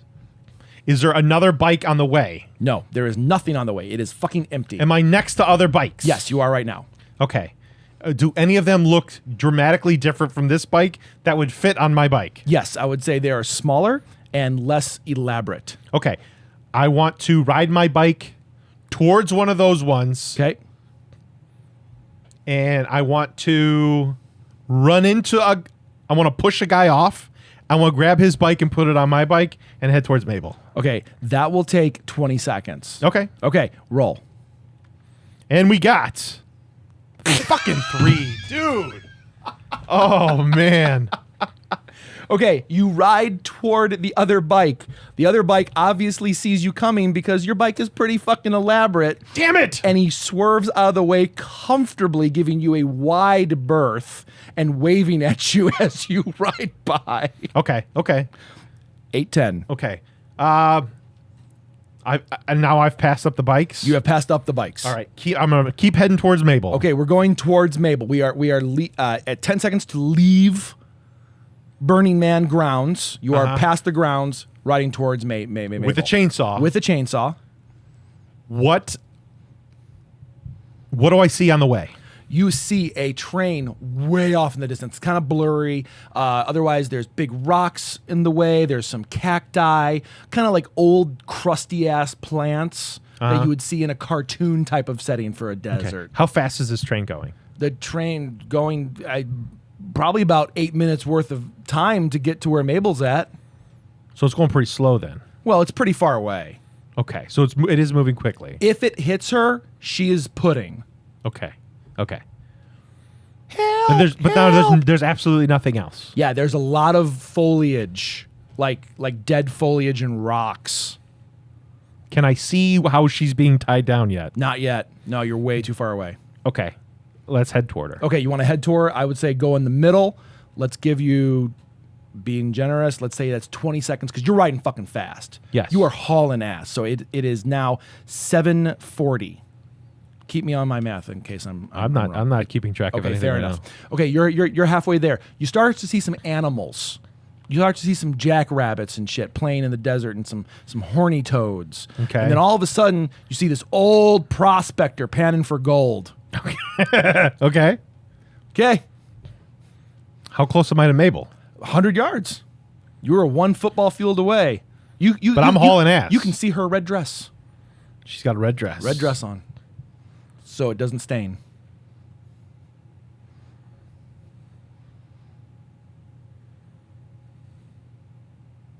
And there's a prospector over there. There's a prospector panning for gold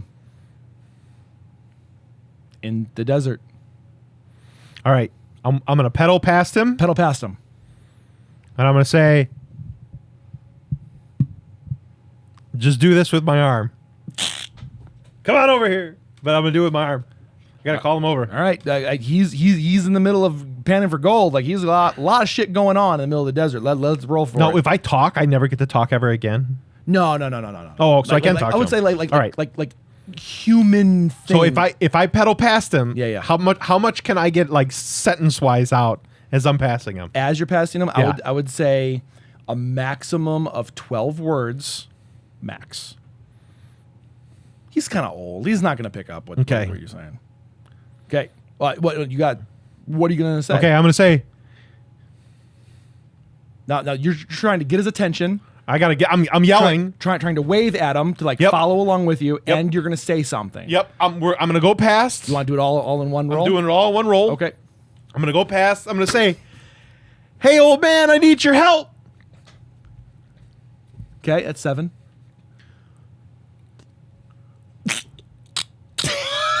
Hold wish on. we were doing hold video on. right Hold on. now. No, hold on. I'm not gonna say that. Well, that's ready. Or we're Okay, gonna. okay, It's an okay. old man, right? Yeah. Okay. We're gonna say, "Hey, dude, let's go see some titties." Let's go see some titties. Okay, 6. That's it. That's all I need. Okay. Okay. I'm hoping he's old. I'm a guy with a chainsaw and a bike And a cool looking bike. and I'm pedaling really fast. So they got to be like some really nice titties, and I got to keep it. You got to keep it brief.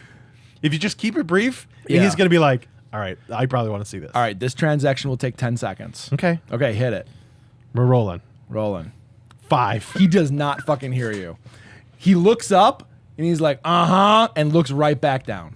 Okay. All right. I'm gonna stop the bike. Oh, stop the bike. Stop the bike. Okay. And I just look at him and go, "Big titties, let's go." Okay, you just lost 20 size. That's fine. All right. I didn't lose 20 seconds by saying, "Hey, big You titties, let's stopped go." the bike. You got off the bike and you said, "Hey, big titties, let's go." Okay. Well, I'm doing that again. Okay. Roll again. Let's go. 7. Okay. He's like, "Boy, I don't know what y'all up to, but I've seen my fair share of titties.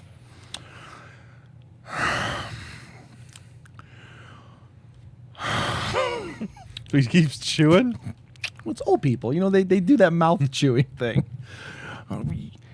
No titties are worth the amount of pleasure and pure earthly satisfaction that the Lord has grafted upon us to bestow upon this land as wealthy and beautiful. I already got it. Ready? Okay, I'm still stopped. As the gem that is I'm still gold. stopped. I'm cutting him off. All right, he's an old guy and he's got gold. You just lost 20 seconds. Okay, that's fine. I'm still stopped. I'm going to say there's some Arabs over there that want to steal your gold. Okay, roll. And Mexicans. Oh, there's Mexicans and Arabs. That want to steal your gold. There's foreigners over there that are going to steal your gold. Okay, roll for it. Ready? Oh, son of a... No. Touch the purple one, get rid of it. Yeah. Okay, ready? Okay, roll. 11. Well, boy, I was raised by Mexicans, and I wholeheartedly believe that anyone who wants to live in this here country has full right, you racist bastard. But I do like my gold. And ain't no one gonna take it away from me. What about the Arabs?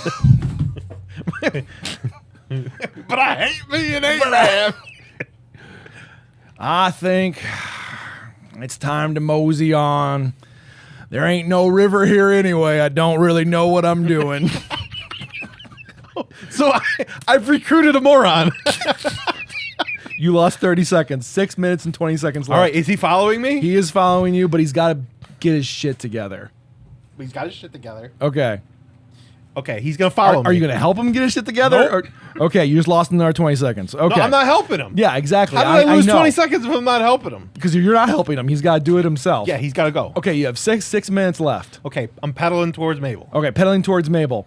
He's walking behind you because you didn't invite him on your bike. So he's just walking behind you. Wait.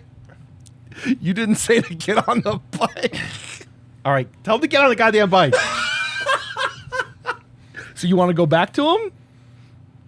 So I just stop. Okay. We're going to stop and let him get on the bike. All right, another 20 seconds have gone by. Okay. Is he on my bike? Because he's walking.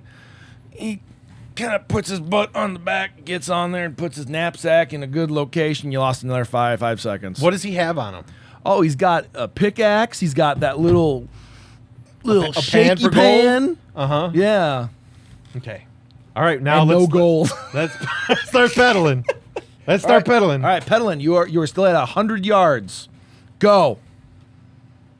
Okay, I'm pedaling. Okay, you're pedaling. Roll. What do I see? Roll first. Okay. 14. Oh, you see a giant divot of sand right in front of you, but you just grace by it beautifully. You do not hit it, but there is a rattlesnake in front of you now. What do you do? How close is it in front of me? You will hit it. It'll be right in front of you. What am I wearing right now? What do you want to be wearing? You're in the desert. How close am I now to Mabel? Okay, I would say 30 seconds away. All right, I'm gonna.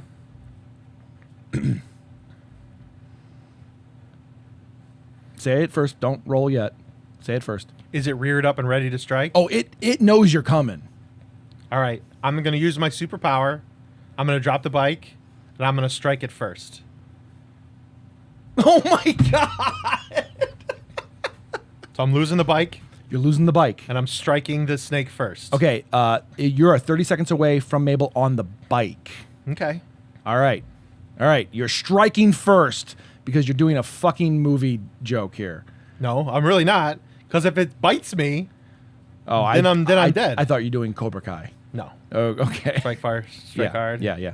Okay. So Cobra Kai. what are you doing? What are you striking? How are you doing? I'm gonna kill the snake first. How? Because I've seen it rear up and strike No. How are you going to kill it? with my face. I get to do everything perfectly. Yeah, no. From what? Did you just see this? Mm-hmm. What did you see? I saw it rear up. Okay, so you can rear up. And I'm reared up. Okay. And if it strikes me, and I'm striking it. Okay. Ready? Yeah, let's go ahead and do Let's this. do this. That doesn't. Oh no! Hold Yeah, on. that's fucking karma right there. Ready? 7. Okay. As it strikes you, as you're dropping the bike, you are a millisecond behind it because Okay. you need to see what it's doing in order to do it.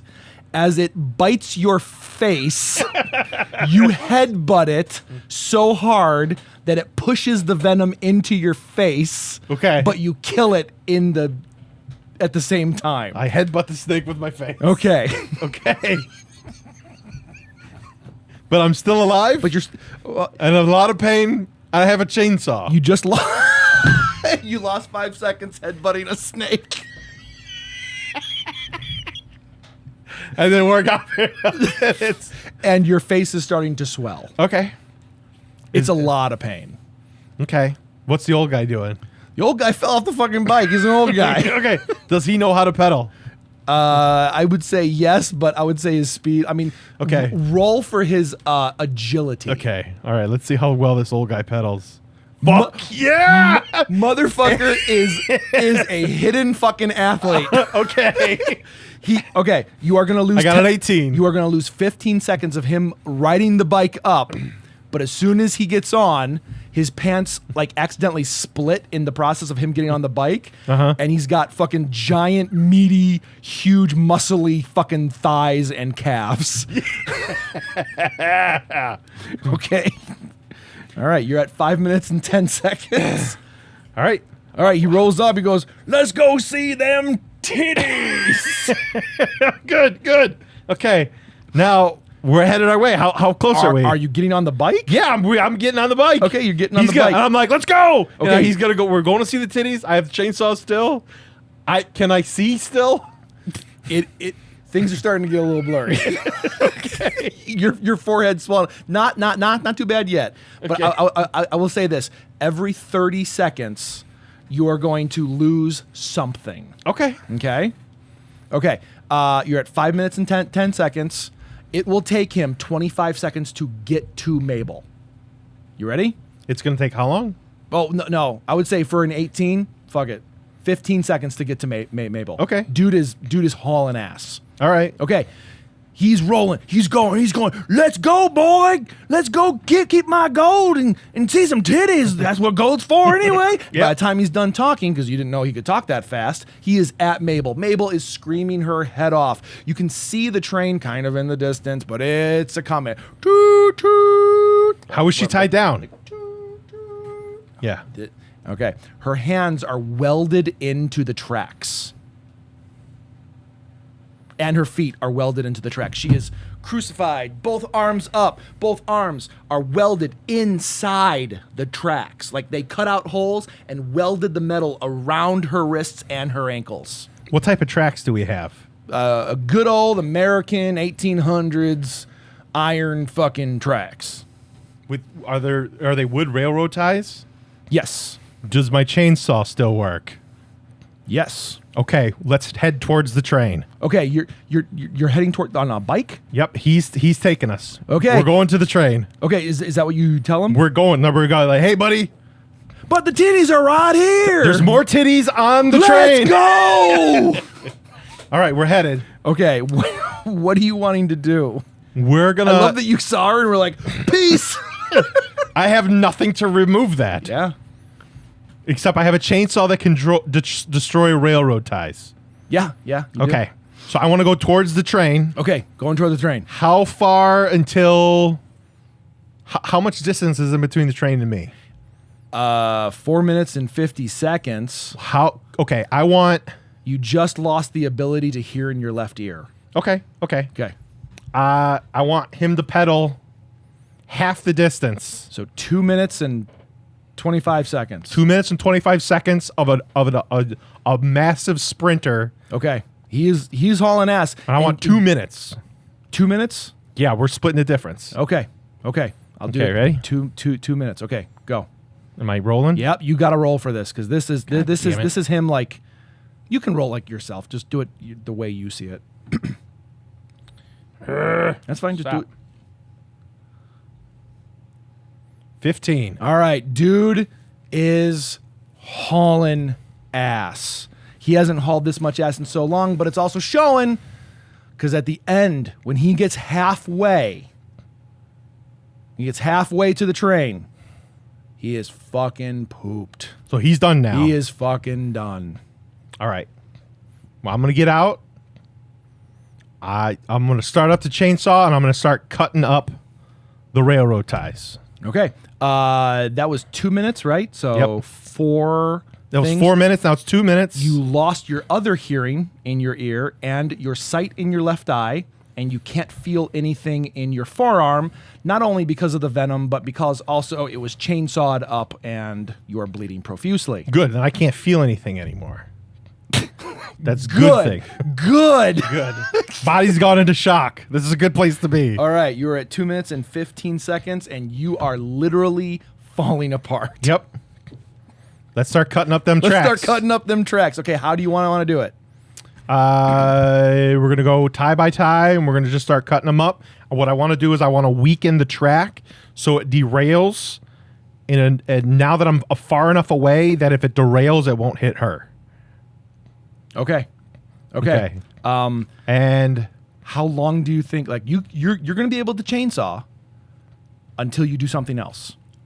okay, I'm going to keep chainsawing. Okay, walk me through it.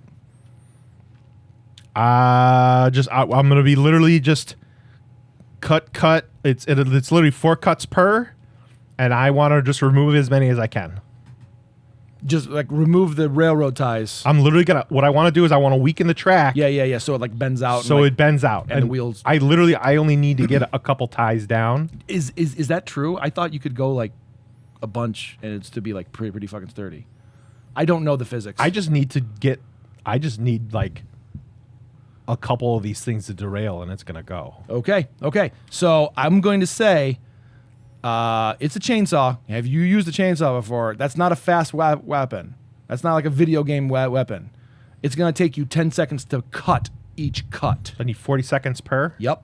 Okay. And then 5 seconds to move to the next one. You ready? Okay. God damn it.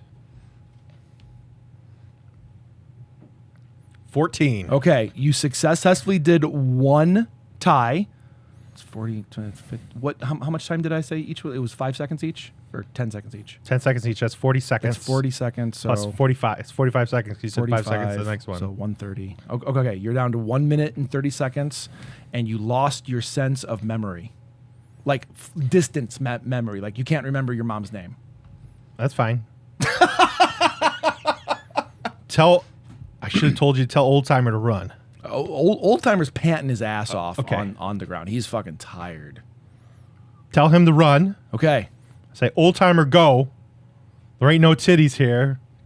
And then I got to keep cutting. Roll. 15. Old Timer's gruff as hell. He is pissed that there's no titties there. But you know what? You're a good boy. Maybe one day we can pan for gold together in the big sky. We can go down to the river in Colorado way and make a future. Make a future for our kin. For our kin's kin. Maybe one day we'll Run, fucker. Oh. All right. You lost 10 seconds from him being a very sweet old man and just wanting to love on you a little bit more. So that's also 10 seconds. Yep. So you're So I down lost to a minute and 20 seconds and you left. got to minus another 40 seconds 40 because I seconds. removed another tie. Unless you want to use an adrenaline rush, I just lost. Hold on. What am I at now? you're at a minute 20. I will But- cut that time in half if you roll. I just need to keep cutting. If you fail, failing will happen. Okay. Okay. Ready? Yep. 18, bitch. Son of a bitch. 20 seconds and you remove that next tie. You are 2 ties down. You want to try that one again? Yeah. How legitimately how many ties need to be out for to derail? Enough. I don't know. Okay, you 'Cause just lost sight in your other eye. I can't see anymore. You cannot see. But you have a general idea of where things are at. You're not stupid. Let's keep cutting. Okay, keep cutting. You want to do the adrenaline again? Yeah. Do it. You're down to 40 seconds. 8. Oh, 40. You did not cut all the way through the tie. Instead, you kind of cut into your boot a little bit. But you can't really feel it, but you're starting to feel cold. Okay. 40 seconds, and the train is right behind you. Keep cutting. I did this math completely wrong. It was supposed to be 40 seconds until it hits her. So this should have hit you like a while ago. Keep cutting. Cut again. 20 seconds down. Do your adrenaline. 1. God damn it. Your sense of time is now gone. But you do remember your mom's name as you feel the beautiful iron clasp cage rack your spinal cord and turn you inside out. I didn't feel a thing. But your eyes come back into focus to see the love of your life, Mabel, as she's torn apart beneath you. Goddamn 1. At least the old timer lived. Oh wait, did the old timer live? No, he died. He died of rigor mortis. He was never really alive to begin with. It was just a corpse you found out in the desert. I actually, like when you first started, I was like, okay, he's gonna find bolt cutters and a soldering machine inside the emergency tent. And I was gonna have you go on the guy with the office chair who was just wheeling around. He was gonna find fire extinguishers that you could attach to the chair and blow yourself across the desert. I was like, go that route. No, you just had to be on a bike. I had to get there because Yeah, I needed to know what I was looking at. I get it. I get I it. shouldn't have headbutt that snake. You should.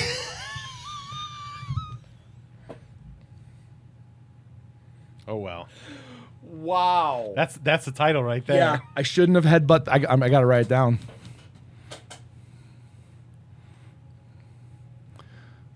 Oh my God.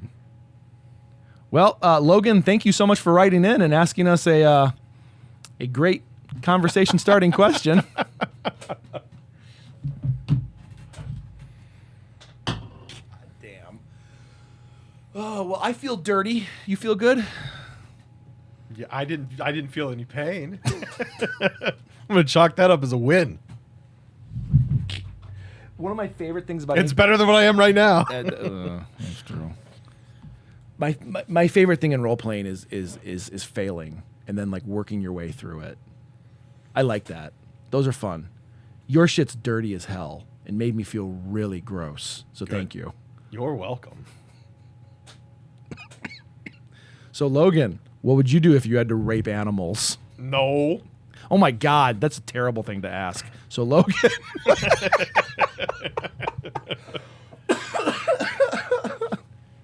Well, I think we're going to end this on a true podcast note. Guys, thank you so much for joining us. This has been a fuckload of fun and really long and kind of down memory lane with how like weird it got at the end. So if you have questions, please don't hesitate to write in. We will listen and read every comment you put on our YouTube page. And once we figure out how to do everything on podcasting, which doesn't seem that hard, we'll get an email together, preferably a Hotmail that will never get answered because Hotmail doesn't exist anymore. That's why you see all these emails. You're just a ghost, John. No one's lived in Hotmail for 40 years. And we found out that we were the old gold panner the whole time. Whoa. That's deep. Yeah, some say he's panning gold to this day. Looking for titties out in Colorado. Looking for titties.